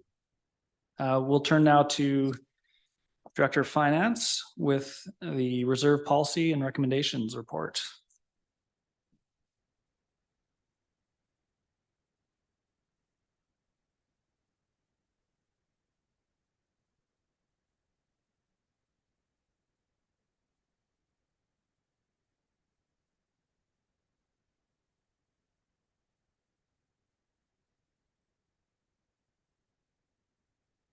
Okay.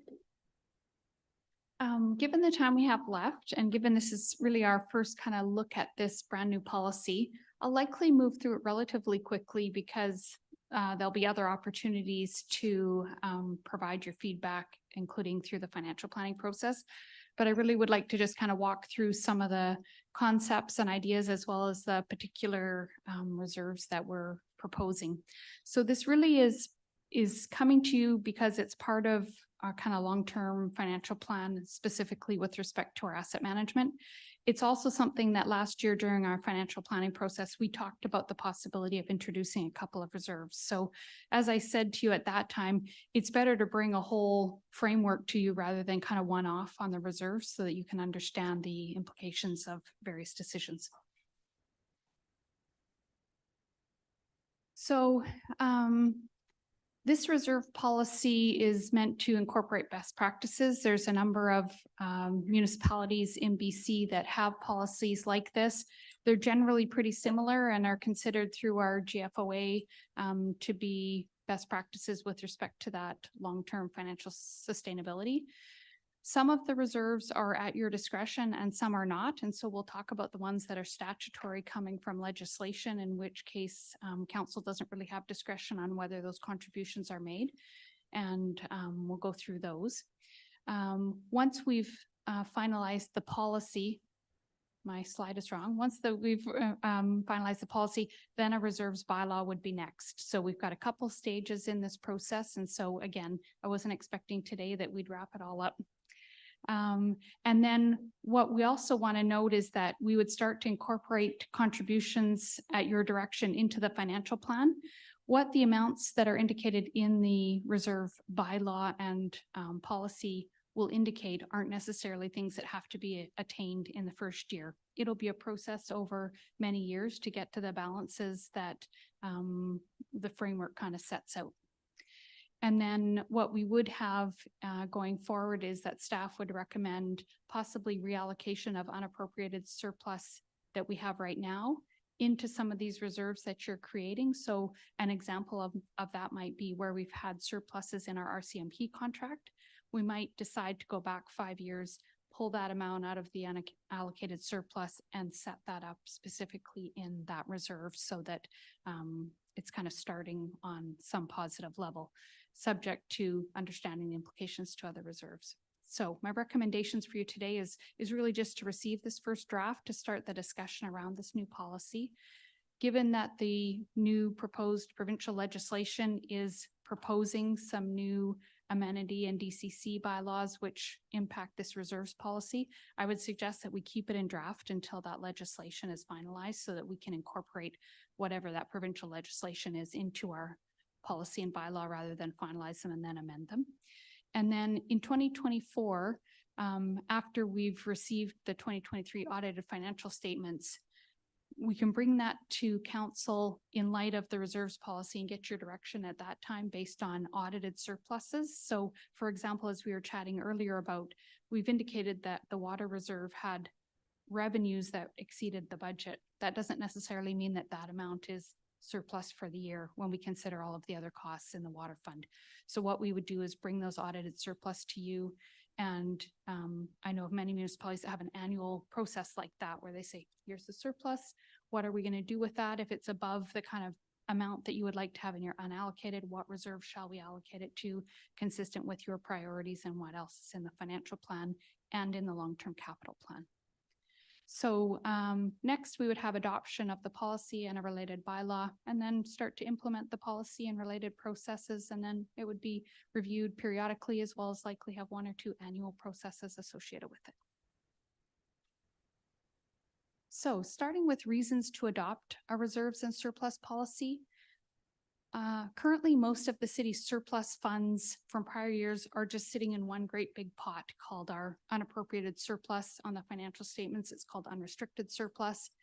A policy allows for more directed use of those funds and to put funds aside consistent with a capital plan or asset management plans that you've adopted. So for example, it would be somewhat inconsistent to adopt an asset management plan that indicates we're going to make these capital replacement investments, but not be also putting aside the funds associated with that or planning for that.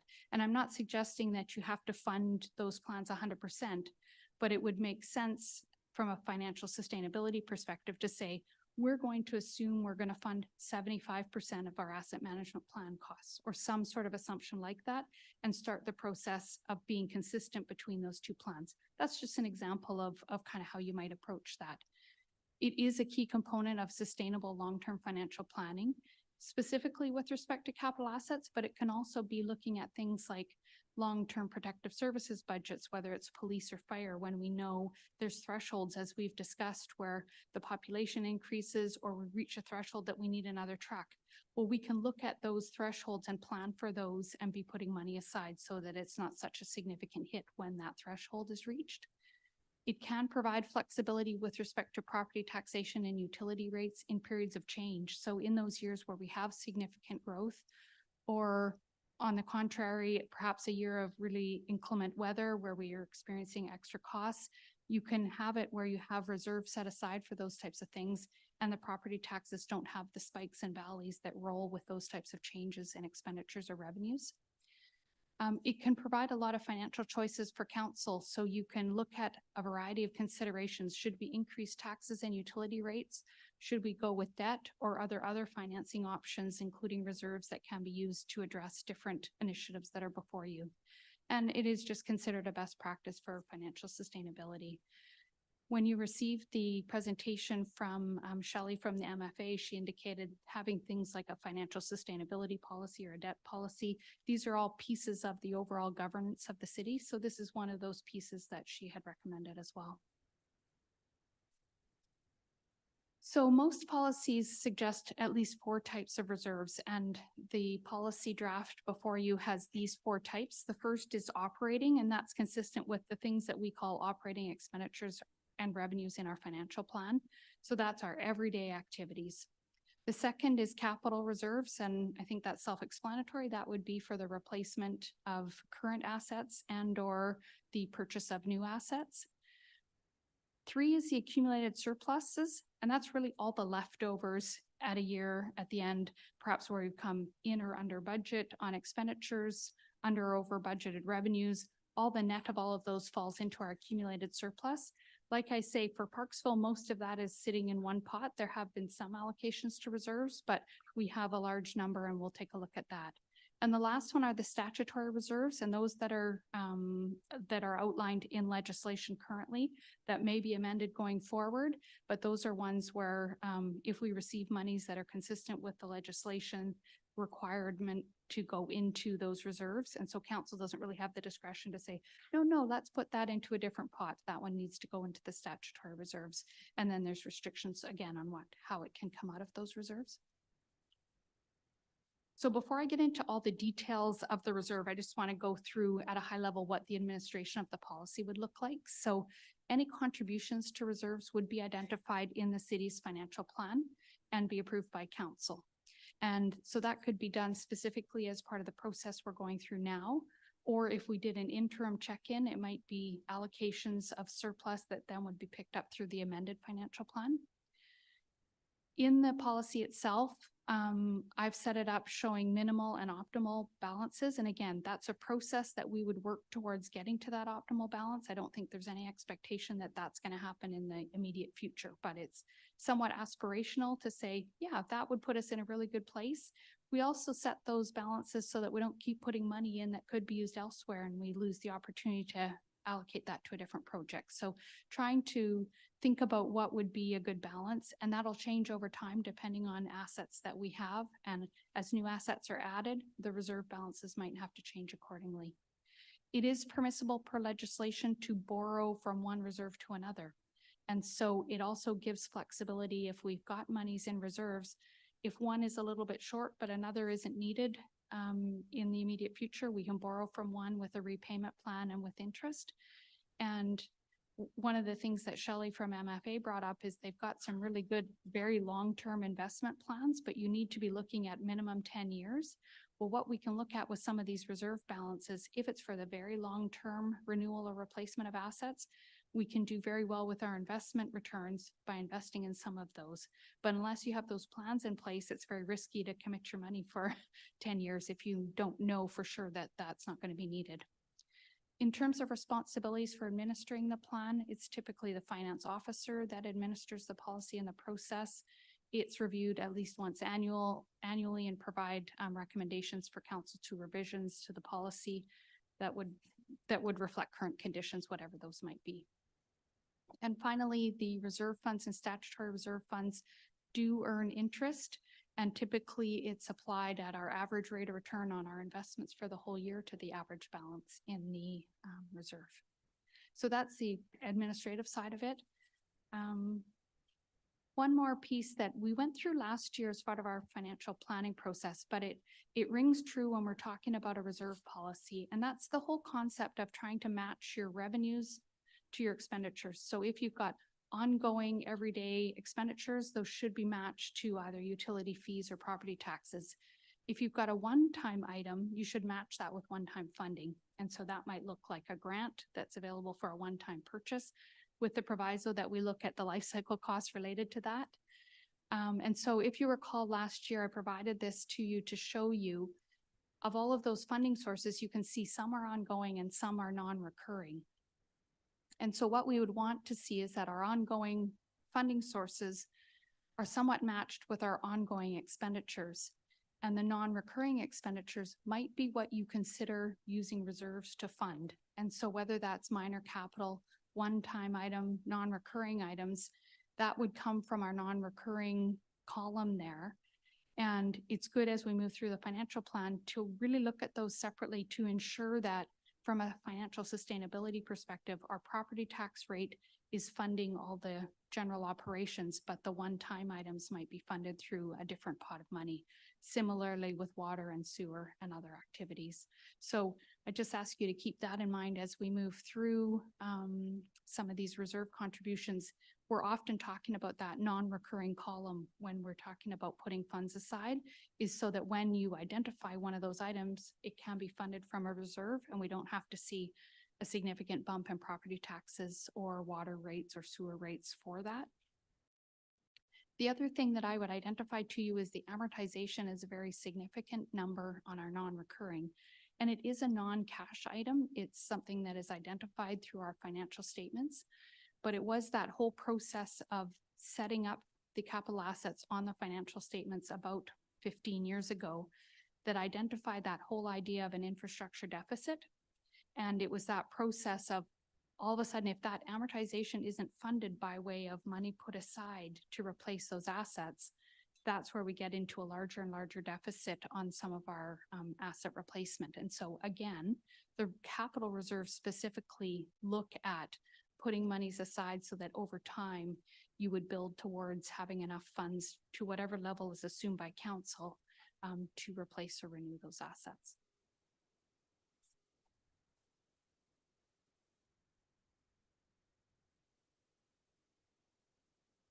Okay. First off, we're going to talk about the operating reserves, and probably the most kind of general or flexible one that we will have in each of the funds in both general, water and sewer funds is a financial stabilization reserve. And this can be picking up a whole bunch of different things, but kind of the four main areas that you might use it is for significant emergent operating issues. So for example, a pandemic where you wouldn't have possibly budgeted nor foreseen this in your financial planning. And so you've got some kind of rainy day fund there to respond to significant expenses that or reductions in revenue that might come as a result of that. Again, we might have a significant weather event that would impact costs one way or another or impact revenues. For example, during the pandemic, we saw significant reduction in water revenues as a result of fewer visitors to our resort area, right? And so that's something we wouldn't have predicted the year before in the 5-year financial plan. The other thing that can be funded through this is kind of what we call our minor capital items, the one-time or intermittent projects, things like studies, perhaps a request from a community group that's a one-time thing, or as we're seeing this year, changes to legislation or standards, again, that is unpredicted and perhaps we shouldn't fund with property taxes if we foresee that it's just a one-time item and if other funding isn't coming forward to support that. It also might be a scenario where you've got a grant opportunity to fund 50% and you say, okay, we'll use this one-time funding to fund our share of it. The other piece, as our resident in the crowd here identified, is identifying revenue and cost contingencies that can be used where you've got some money that allows for extreme kind of overages of expenditure budgets or under on revenue.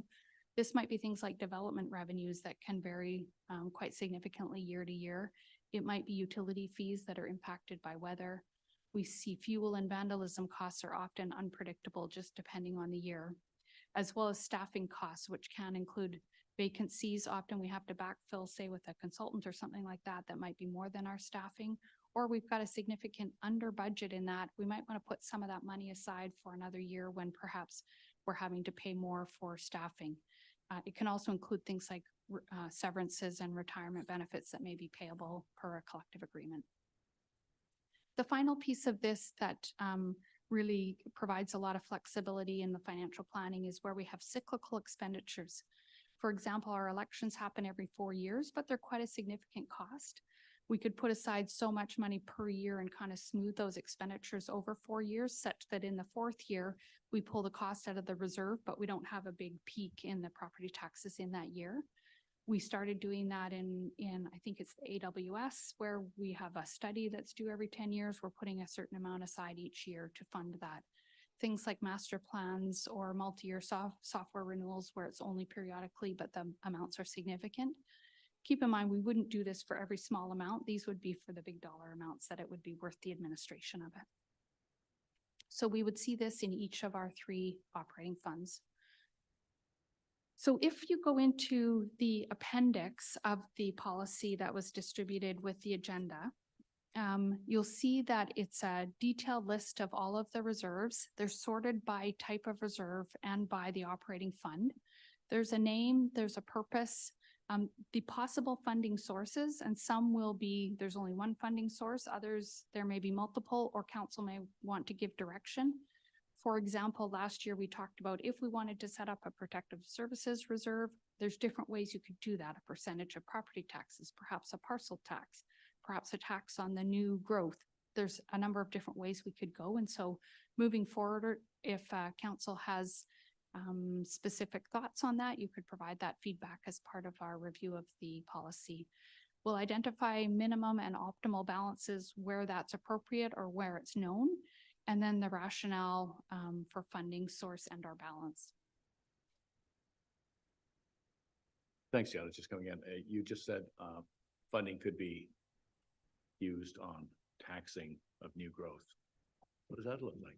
So for example, when we identified that 72,000 of new residential assessment, there's many municipalities that take the tax that is related to that new growth, whatever the property taxes is on that, and they put it into growth-related reserves rather than incorporate it as part of, or they take half of it and say half goes into supply regular operating expenses, but the other half goes into the protective services reserve or perhaps some capital reserves that then is used to fund the growth-related infrastructure, other costs.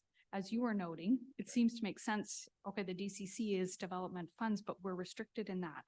In this scenario, we wouldn't have that restriction. If we could say, no, that pipe needed to be updated because of all of that growth, then you could use that reserve for that type of purpose. So there are municipalities that do that. Right. So I like the idea that it's unrestricted. Unrestricted, you would determine by us. Right. You know, like if Yeah. we were to do it for Melody, whatever that might be. The reserves policy is one thing, but it's another thing if we can take that extra income that's going to just dropping it into general revenue, into, you know, reserves and so forth, actually apply right to, yeah, I like that. Right. So bring that up again. Okay. Thanks. Okay. So what I'd like to do is just kind of walk through them at a high level, not really looking for direction from council today, but if you've got thoughts, please provide them just to kind of have some familiarity with this as we start looking at this new reserve. So the first is one that you're likely all familiar with, and that's the general fund and or water and sewer fund future expenditures. And that's the whole idea of where we would put carry forward funds. So if council has provided funding for a project that is still in progress at year end, or didn't get started, we would carry forward the funds to the next year or a subsequent year. So this would be the reserve where those live. Right now, they're just set aside in the financial statements in appropriated surplus. So we essentially do that now just outside of kind of policy restrictions. And so currently in the general fund, there's 4.3 million in that reserve. Why I have NA for minimum and optimal is that will change every single year depending on what projects didn't get started or need to be carried forward. And so that is a moving target every single year. Again, those are always approved by council though. We bring those to you as part of the financial plan and then incorporate those in the final 5-year financial plan. The general fund financial stabilization reserve is the one that we just talked about in terms of where it can be used to offset unexpected unrealized revenues or one-time or intermittent expenditure projects. And so there's a variety of ways this could be funded. One is perhaps it's a percentage of your total property taxes that you set aside essentially as a rainy day fund. We could easily calculate those cyclical expenditures. If we say the election costs $100,000 every 4 years, we would put 25,000 in the reserve each year and then pull it out in the final 4th year. So those are calculations that we could do and bring to council and would be considered as part of the financial plan. The 5 and 10% seems to be something that a number of municipalities use, and it would then be pulled out at the discretion of council and a decision made when a scenario was identified. Councilor Gore. Thank you, Mayor. Hello, Jetta. So the general fund future expenditures reserve, do you think it would be a good practice if we were to use the surplus funds from that and move them to the financial stabilization reserve after a year if they're still unspent? Well, I mean, that would be at the discretion of council. Typically, what we do with projects that are unfinished or not started is we bring those to you at the financial plan and say, okay, do we still commit to completing these projects, or has something changed in the environment that we don't want that project to continue? Typically, those are all very active and are brought to council. And so you would have the decision to do that. And at that time, you could say, yeah, that's not going ahead. Let's recode it to a different reserve. So that's possible. It likely wouldn't be done kind of on a wholesale basis. We would probably want to deal with that project by project to understand why it was put on the list in the first place and why it's not going forward now. Yes, and I like Councillor Gar's thinking on that as well, for the fact that in one of the projects that we talked about this morning, there was approximately, it was a project that's been completed, came in actually under budget as to what we had budgeted for. So we budgeted our tax increase based on that amount. But my math is correct, we were about $700,000 less than what it was. So that's yeah, $700,000 could be put into the fund stabilization fund. I understand what you said about 4.3, but we know that that's a completed. There's going to be no hiccups. There's going to be no further costs, on that job. So I think that would be a good way of starting a stabilization fund. Right. It's 700 grand, so it's almost $750,000. So that's nothing to sneeze at. So I think the concept you're talking about is valid, but specifically with respect to Moss, that's a capital project. Yes, right. That was funded from a capital reserve. Right. And so that scenario is a little bit different, but if we had something similar that was operating and it came under budget, then that could be a way that could be done. Right. Yeah. Okay, good. But what I would suggest to you is when we have gone through this and are revisiting kind of what we want to do with appropriated surpluses is there would be an opportunity to allocate an amount to this surplus to start with, just because there is an accumulation of surpluses in the city's accounts already. Okay. And so we may think, okay, no, the unappropriated surplus needs to be at X level, and we've got so much above that could be allocated elsewhere. Council could decide to allocate an amount to here. Is it possible to get that amount, or is that just one more report you get to do for us? No, I have Or some of is it those, coming I up? have some of those amounts in here. Okay. Yep. Great. Thank you. Okay. So next is, we would propose to have an insurance reserve, which would set aside 2 or 3 times our major claims deductible amounts. And as Marley commented, this is a way that we can manage our insurance costs. For example, they might give us a quote at one deductible level and a lesser cost for a higher deductible level. So if we have those amounts in our reserve that we know if something did happen, we have the amount in hand to pay the deductible, we can manage our ongoing insurance costs that way. So that's certainly one that could see real savings result from it on an ongoing basis. A legal reserve would be similar. Legal claims are difficult to anticipate and or estimate costs. And so this is one where we would look at what are our typical legal costs in a year and maybe look at a 5-year rolling average on that and try and establish a reserve that would provide for some amounts around that. Snow and ice removal, we already have an informal reserve on this where we try in years where we have a lot of excess in our snow budget to put some money aside in this appropriated reserve. And so what I would suggest is that we look at this on a more formal basis, establish this such that we have 1 or 3 times, again, a rolling average on our snow and ice removal costs, and put that aside in a reserve so that, again, on those really extreme years where there's a lot of snow, we have a cost here and we don't have to have a spike in the property taxes related to that. But then again, in the warm years, when we don't have those high costs, we put aside up to the budget amount into the reserve to replenish for years that it is high. again, these three are quite common across other policies that I reviewed. The Protective Services Reserve is one that we started a conversation about last year. And this would be to set aside funds to offset operating and capital. So this would be a combination reserve related to fire and policing services. Although it would be one reserve, we would track the amount separately within it, just because sometimes amenity contributions are specific to one or the other.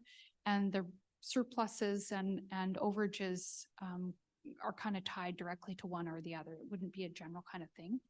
And so for, say, fire services, it might be operating costs like the incremental new staffing or moving towards more career staff.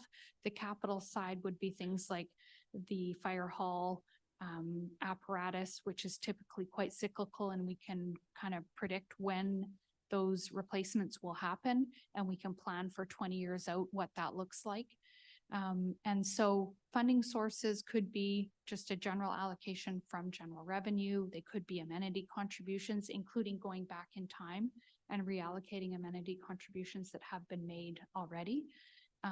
We've got our regional service agreement that funds part of the fire service as well. So we could incorporate that as part of the agreement, such that amounts were going towards reserves. And so I've got to be determined on this one. This is one where we probably have some conversation around what we might want to work towards on this. Part of that reserve would be easily calculated in terms of the apparatus replacement, because they do have lifetimes on them. And so that number we could probably quite easily do. While I was in Lanceville, we set that up, and there was a contribution annually towards the apparatus and 20 years out, and we could calculate those numbers. So that one's pretty easy. The operational piece is somewhat tied to growth, and that's where you might want to try and start kind of allocating part of the new taxes on new construction towards this, because at some point we're going to have that threshold where we need more staff or we need more space at the fire hall. Similarly, in policing, we've talked about that 15,000 population threshold. And I think that last year's financial planning, we went through what the District of Lake Country had done, and they had set aside so much per year to smooth that out. At the end of the day, they decided just to go full hog in the year that they had the increment, had a big spike in taxes, and put aside the reserve towards what they knew was going to be a larger fire hall or police station required. So, but fortunately they had the money there and had the flexibility in their reserve to use it for operating or capital. And I would recommend that we do that as well. Again, this is one where we can identify where if we budgeted for 17 officers in a year and we only got actual use of 14 and a half, and there's a surplus in the contract in the year, that could easily be identified to council and put aside in the reserve each year. And again, that would be an annual process where when we receive that annual reconciliation of costs from the RCMP, we would bring that to council and identify what that difference is. Again, this is one where we could look forward at what we foresee some of those cost increases being with the increase in population. We also have been put on notice that we may be responsible for providing an RCMP detachment at some point in the future, and so allowing funds to be put aside towards that. And the other thing that I only recently actually became aware of is that if we have a major crime in Parksville and or events that require a lot of overtime, we actually get billed that separately, and it's not part of our contract. So this could also be used towards funding some of that, because again, you can't predict a major crime, but it might be quite a significant cost. And so our staff sergeant did identify that that's maybe something we would want to consider in this reserve. So again, this is one where I've got to be determined. There's a whole bunch of factors here to consider, and we can bring further analysis on this. So the next 2 pages is really saying in the water fund, we would expect to have similar operating reserves for future expenditures, i.e. those carry forward funds, as well as a financial stabilization reserve for similar kinds of items in the water fund. And so, for example, it might be a year where the water was impacted by a pandemic or something similar to that. And you might tie your minimum and optimal amounts to a percentage of the utility fees as your balances, as well as calculating cyclical expenditures, things like master plans or things like that, that are regularly recurring items in the water fund. Similarly in the sewer fund. So those would be basically mirror images of those three funds in each of our operating funds. Any questions on operating before we move to capital? Okay, I just wanted to go through a bit of an illustration before we move into the capital, because there's often a conversation with respect to capital infrastructure assets as to who should pay for those, and should we save for them? Should we use debt? Should we use some combination? Is there an assumption we should make for grant financing, as many of our municipalities' assets have been funded with federal or provincial levels of grant funding? And so one thing that is interesting here, if you look at if we need to purchase a $1 million fire truck, if we save for that amount and earn interest on that amount, how much did we have to have taken out of property taxes or other funding to come up with that $1 million by the 20th year when we have to buy the truck? And so depending on your investment rate, you might need to save from 800,000 to 875 that came out of property taxes. And at the end of the day, you buy the $1 million truck. Similarly, if you're going to go and borrow the $1 million to buy the truck, what does that cost in terms of principal? And now we're paying the interest in payments to repay the MFA financing. And so right now, the MFA financing on a 20-year loan would be at nearly 4.5%.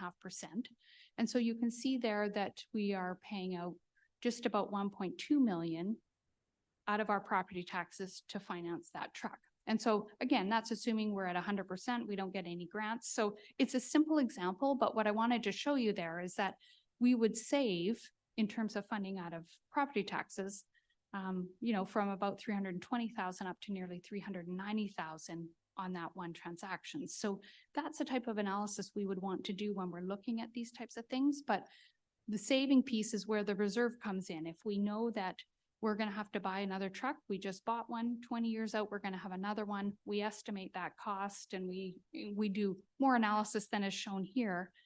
The reserve would be built to save that $1 million by the 20th year, or whatever the time frame was. And there is savings to be had. But the other thing it shows, though, is that what we want to do at the end of the day is make sure that the residents that are paying the property taxes now are getting the benefit of those assets, right? And so if those assets were purchased by the last generation and this generation is having the benefit, then in terms of intergenerational equity, we would want to see current residents paying something towards the assets. And so that might be, in some cases, a debt payment, but it also might be a contribution to a reserve out of the property taxes that essentially is a proxy for the usage of that asset in the year. So to go through the capital reserves, right now we have a general fund capital reserve for each fund. So that already exists. In the general fund, we have 2.25 million in that right now.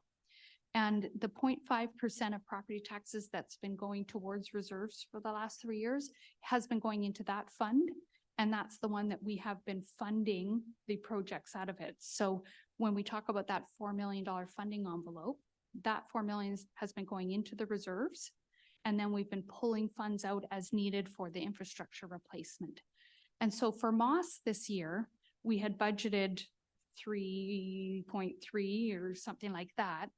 If the actual cost ended up being less, we would just pull out the amount that we needed to cover the costs. We wouldn't pull out the full 3.3.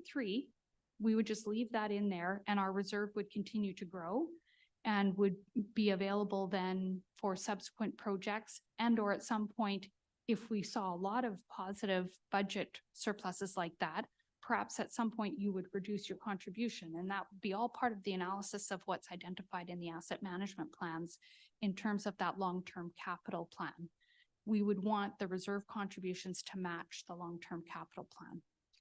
That said, what I would recommend is that there's specifically an asset management capital reserve set up, and that's the one that would get matched to the asset management plans. The benefit of that is that then those amounts can be identified and specifically tied to the long-term capital plan, to the master plans and all of these other input pieces that we're seeing, where the general fund capital could be used for perhaps new assets, enhancements to assets that are being replaced. It might be, if we've got some grant funding that hasn't been expended on a project, we might just park it in the general fund capital so that it has more flexibility for council to make decisions around that. Where the asset management plan would be very much tied, or asset management reserve would be very much tied to our asset management plan. So I would propose in both, or in all three of our general fund, water and sewer, we would have these two capital plans to give council the most flexibility in funding capital projects. The other ones that we have that are required, we have our Canada Community Building Fund, which of course is our gas tax. And right now, at the end of 2022, we had nearly 5.4 million in there. There isn't a minimum or optimal balance on that. It's required to be spent. And so it is not the purpose of that fund to build it up in any balance. It's meant to be allocated to projects. Similarly, with our Growing Communities Fund, it has a 5-year time frame on it. And so we wouldn't have a minimum or optimal balance on that. The requirement is to have it allocated and spent by 2028. So this is part of our annual kind of revisit to this policy, is that we would remove these kind of one-time or unique reserves that are specifically set up and required by the province to be set up as unique reserve funds. One that you're likely familiar with is our Fleet and Operations Equipment Replacement Reserve that's been in place for a lot of years. And that's our self-funding replacement reserve for our fleet and movable equipment, mostly in operations. And so we have a system of internally charging the use of those vehicles to whatever department uses them. Those internal charges fund the replacement of the next vehicle. So all that comes to council on this, of course, is the annual financial plan, but is if a new piece of equipment or fleet vehicle is going to be added to the reserve, then that needs to be funded out of property taxes, and then it gets rolled into the process around the reserve. And this has been very, very successful in terms of financing our assets, and again, has given flexibility and allowed for a lot of good planning around that. What we would recommend is to set up something similar for our information technology and equipment replacement reserve. There's been, as I'm sure you're all aware, just much more technology throughout the district or throughout the city, and having the ability to plan for the recurring replacement of equipment, grouping equipment so they all end up in the same year because the money has been put aside each year. What I would suggest to you is that there won't be incremental costs associated with this reserve, just the timing of when it goes in. For example, if we had $100,000 replacement in 4 years, instead of that being 100,000 in the fourth year as a peak expenditure, we would have 25,000 in each of the years. So there's no more cost. We would just try and smooth that out and then allow for the flexible decision-making by staff to replace those assets when it's optimum, both from a pricing or just from a time frame that has been identified for those assets. So this is one that I think could work very well, similar to how our Fleet and Operations Equipment Reserve has been used. We have a PCTC reserve, which is meant to accumulate funds to set aside the city's share of costs associated with the joint venture associated with this building. And right now we have nearly 280,000 in that. A couple of years ago, we used funds out of this reserve for the replacement of half of the roof, and the second half is coming up in 2024. What I'll suggest right now is it's only a $30,000 contribution per year. That amount might change once we have the asset management plan for the building, and we've identified a lot of the different replacement costs. And so I haven't identified a minimum or optimal on that yet as either, because that's still to be determined based on the asset management plan. The community amenities reserve is something that's related to the proposed legislation. So I've got it in here as a placeholder right now. We'll learn more about what that might look like. As Kiva noted, we need to make sure that we're not collecting monies here for the same items that we're collecting monies for in the DCC reserve, which we'll talk about in a couple of slides. So that's there with some to be determined, and it's a new item, and we'll understand how that might be funded based on the new legislation. Similar to what I said earlier, the water fund would have a capital reserve as well as an asset management reserve. Again, the first one having more flexibility as to what it can be applied to, where the asset management reserve would be tied to the asset management plans of water assets. We have two reserves related to the joint ventures that we're a part of for water, being the Arrowsmith Dam and the Englishman River Water Service. And so there are amounts identified in those joint ventures that are set aside as reserve contributions. And so the city picks up their share and puts it in our reserve. Again, those are likely to change based on asset management plans that are in progress for those. And so right now, the balances you can see, the Arrowsmith Dam hasn't been an active reserve, has only got 17,500 in it, but the Englishman River has 385,000. And those amounts, the contributions would be amended as we receive those asset management plans. Sewer fund, again, we'd see that more flexible capital reserve and then the asset management reserve as we've discussed already. So that would be the capital reserves.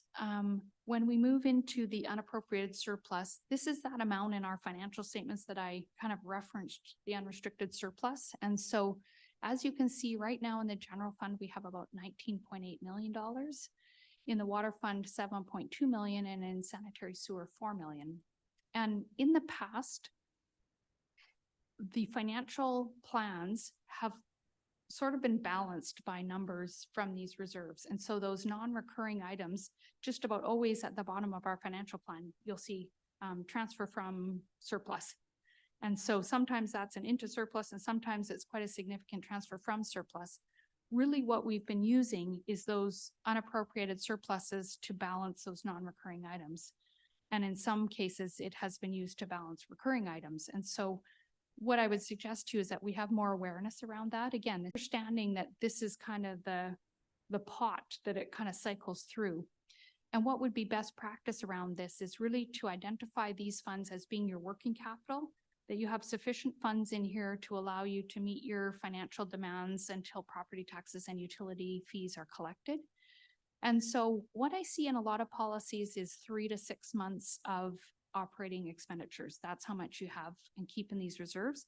And everything above that, you would allocate out to your other purpose-built reserves to meet those needs.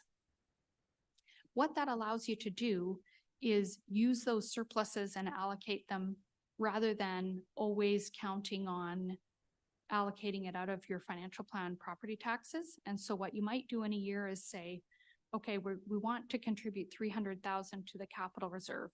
Well, this year we were able to fund 150 of that from our surplus in a year, and the financial plan would essentially top that up to the total contribution. Or you could look at it as a windfall and just put the extra amount in, and then periodically you would adjust it and perhaps reach your optimal levels sooner than you might have otherwise.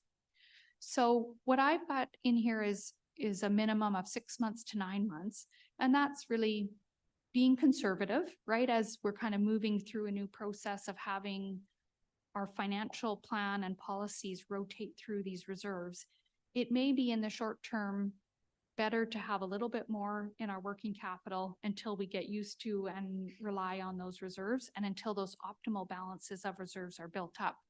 Because there's an assumption that, so say for the insurance, for example, we would want to have in our reserve those deductible amounts. Well, if that takes us a couple of 3 years to build up to that, we want to make sure we've still got room in our working capital to respond to those.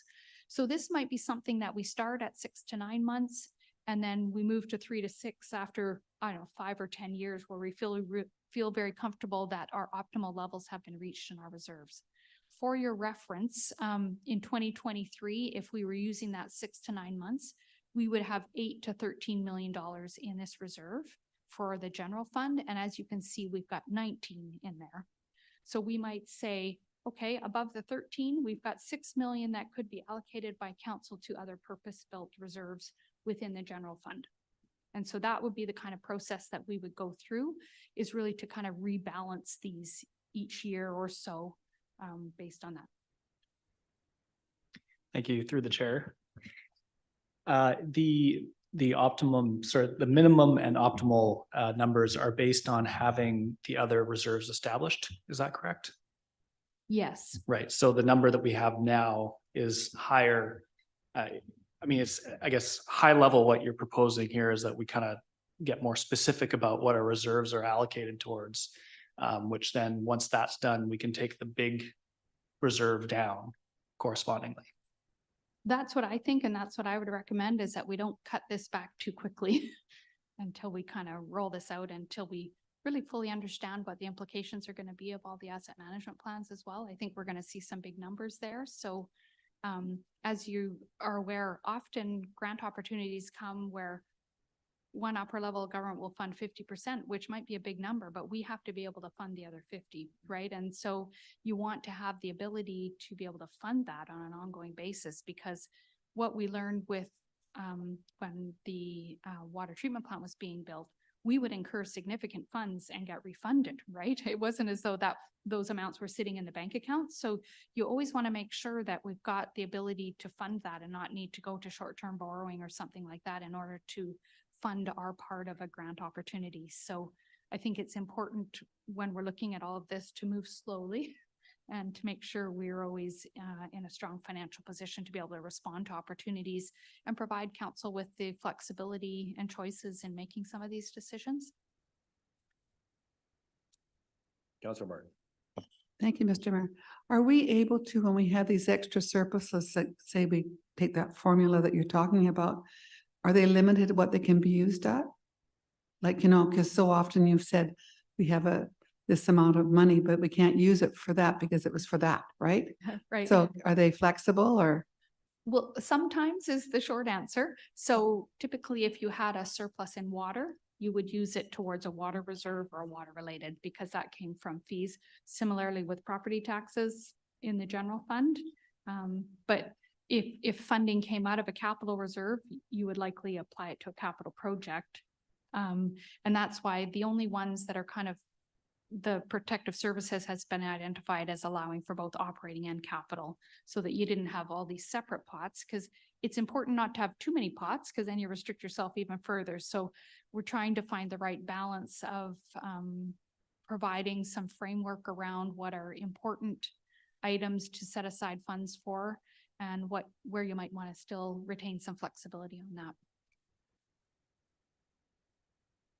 Okay, finally is the statutory reserves, and these are ones that are set out in legislation. And so one that council has had before them in the last couple of years is the land sale reserve, where we've sold land. That money goes back into the land sale reserve because it was corporate. It was used to purchase that land, but it can be used for a variety of things, capital, in terms of withdrawing funds from that. And so that's one, though, that is governed by legislation.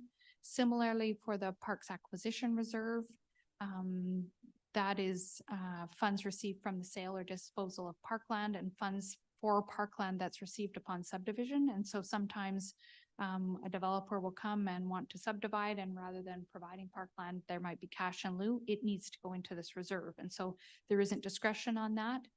Funds coming out of that can be spent on parkland. Off-street parking reserve is a similar one, where at development, a developer might give funds in lieu of providing parking. And so that is governed by legislation as well. Funds from that can be spent on other parking or transportation infrastructure that supports active modes of transportation, public transit or other modes.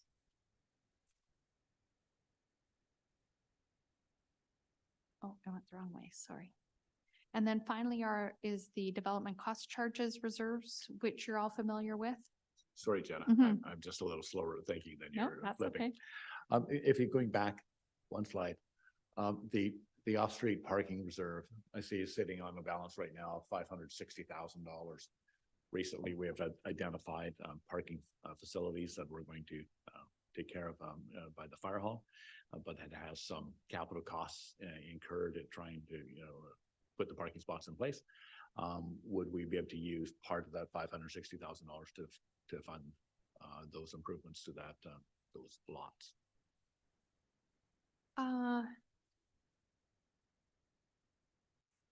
Yeah, I think because it's temporary, Oh, I see. I think that you're right on that. Yeah, It needs does to it, be okay. permanent, So, yeah. so the fact that it's got a limited life basis on it, it wouldn't qualify. Right. Okay. Yeah, I know it's not a huge amount anyways. Right. I was just thinking that it's sitting there and it is going to provide some off-street parking relief Right. for a couple of years, but Mhm. yeah, okay, that's fine. Okay, great. CAO, Thank you. One thing, I think it was your question, Mr. Mayor, at the last meeting, about whether or not we could supplement that parking reserve with tickets. Yes. Ticket revenue, and we believe we can. We got a legal opinion from our free legal, which we get through MIA, and they did not seem to think there was anything stopping council from doing that. So that'll come before you on December 11th for discussion as one of the council initiated budget items. So Right. just, I think that might have been your question a couple of yes, weeks ago. and I'm not sure all council was present on that. That was when we saw the amounts that the ticket revenue had been in previous years, non-pandemic and so forth. It was a considerable amount. So the question was, since it is actually parking revenue, it should go into a parking reserve fund. So the CAO is now checked anyways to say that that is legal, that we can do that. So that is really a good move anyways, because the parking revenue in a normal year is considerable. And instead of just going back into general revenue, I think that's a more appropriate place to park it. So thank you for that. Thanks for checking in. Park it, exactly.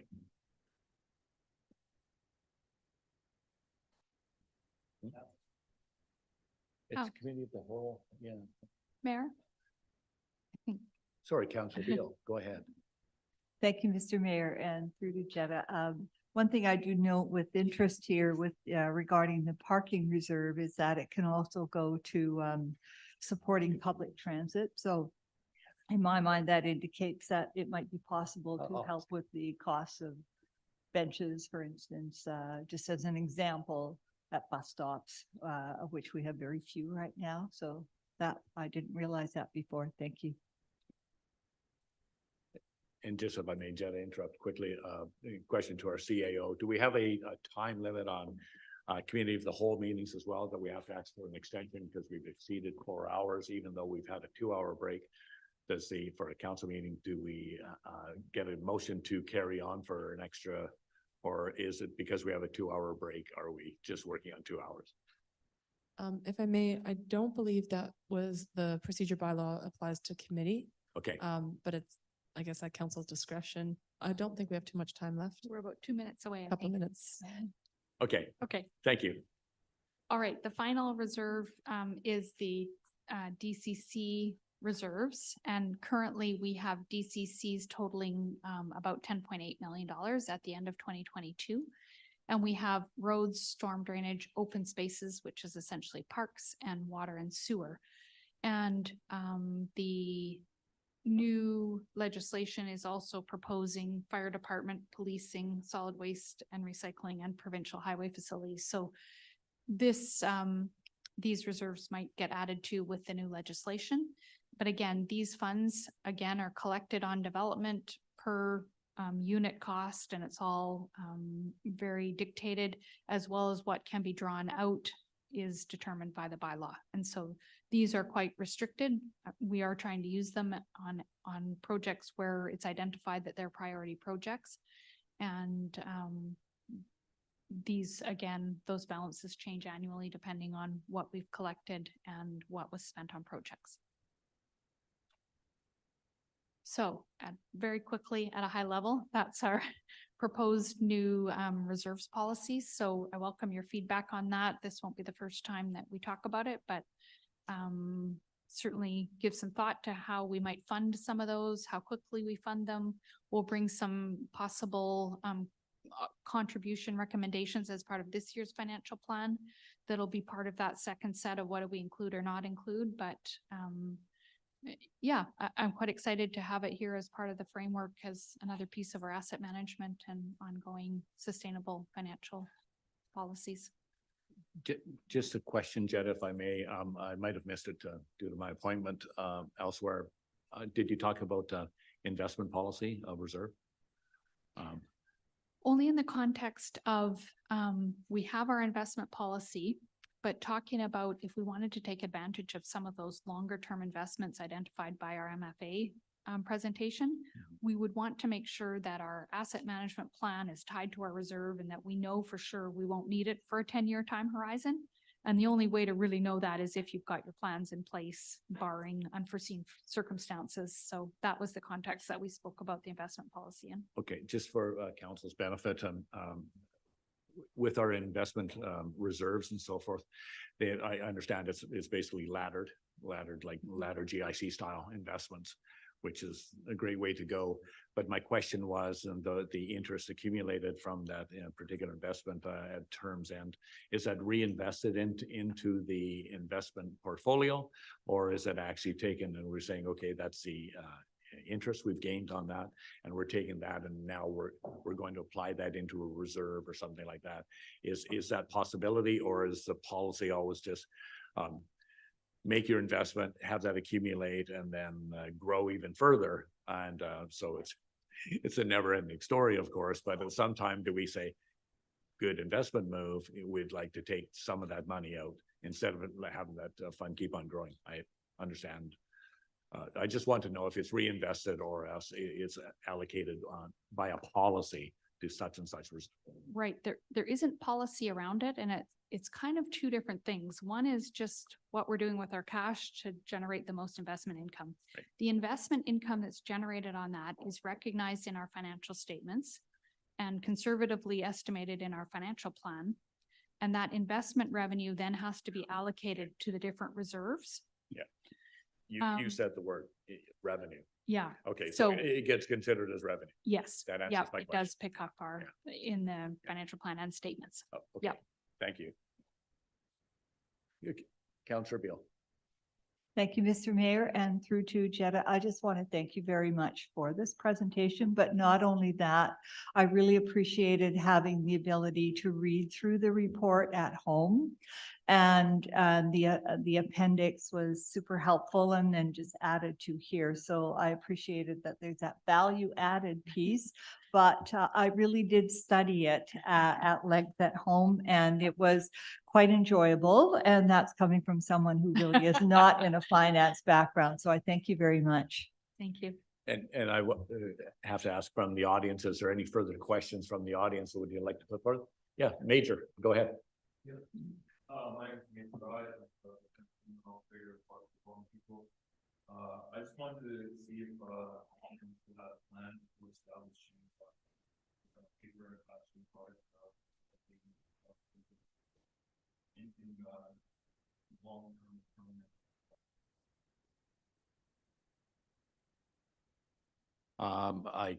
I'll bounce to our CAO on this. It hasn't been identified on a work plan or as a resolution to look into it. Major, we understand, like the pop-up recycling operation that's operating from the Parksville Community Center out of the industrial waste site. We recognize what you do at the bottle depot, recognizing, of course, but there's been no formal from the parts of the city of Parksville, to my awareness, of pursuing it any further when it comes to the waste and recycling and so forth. It's more at the RDN level, and the RDN Solid Waste Committee handles that. We deal with the RDN, handle various, I guess, stick handling opportunities for recycling throughout the various areas of the RDN. But to my knowledge, they haven't identified that as being a capital project that they want to take on. It's usually put on by a service provider, as I understand it. Councillor Wood, is that pretty well the same? So you take it from the RDN point of view? Thank you, Mayor. Sorry, I couldn't hear your question from back there. Could you just repeat it? Thank you.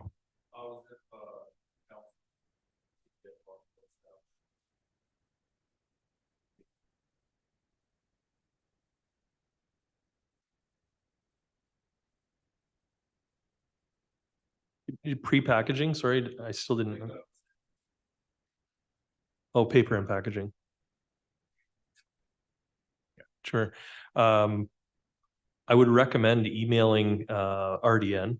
I think that's probably the best route. It's not really something that we.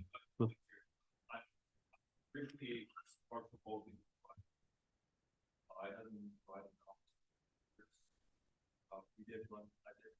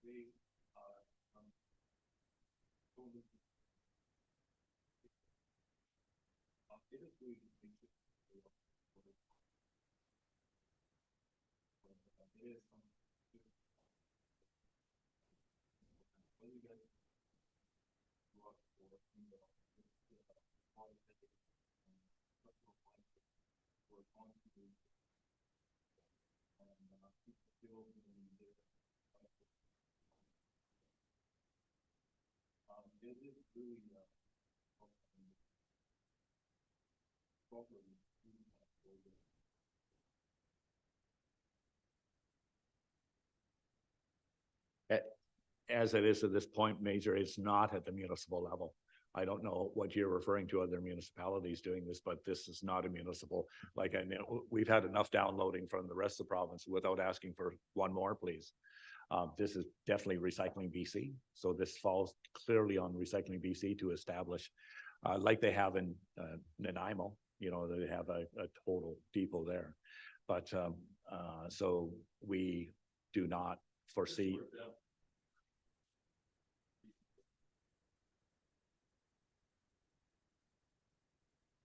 Yeah, yes, the as you say, the district, yeah, the regional district does, yeah, from a municipal. Yeah. Yeah.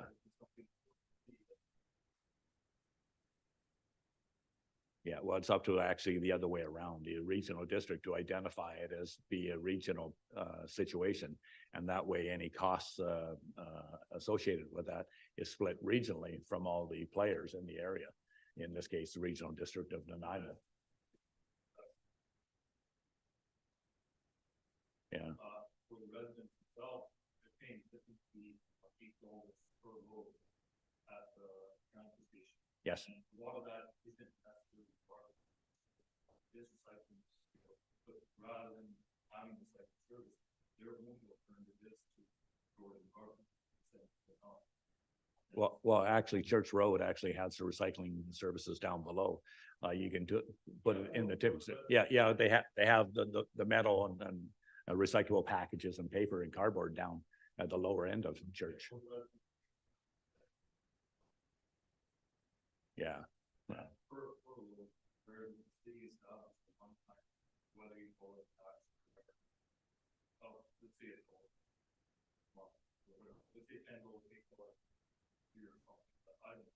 but the city establishes that they have a fund over and surplus to establish actually which well, as I say, that would come from the regional level down, not from the city up. Thank you. Any other questions from the audience? Okay. Council. You're fine? Great. Okay. Is there any other presentations? I'll get back over here.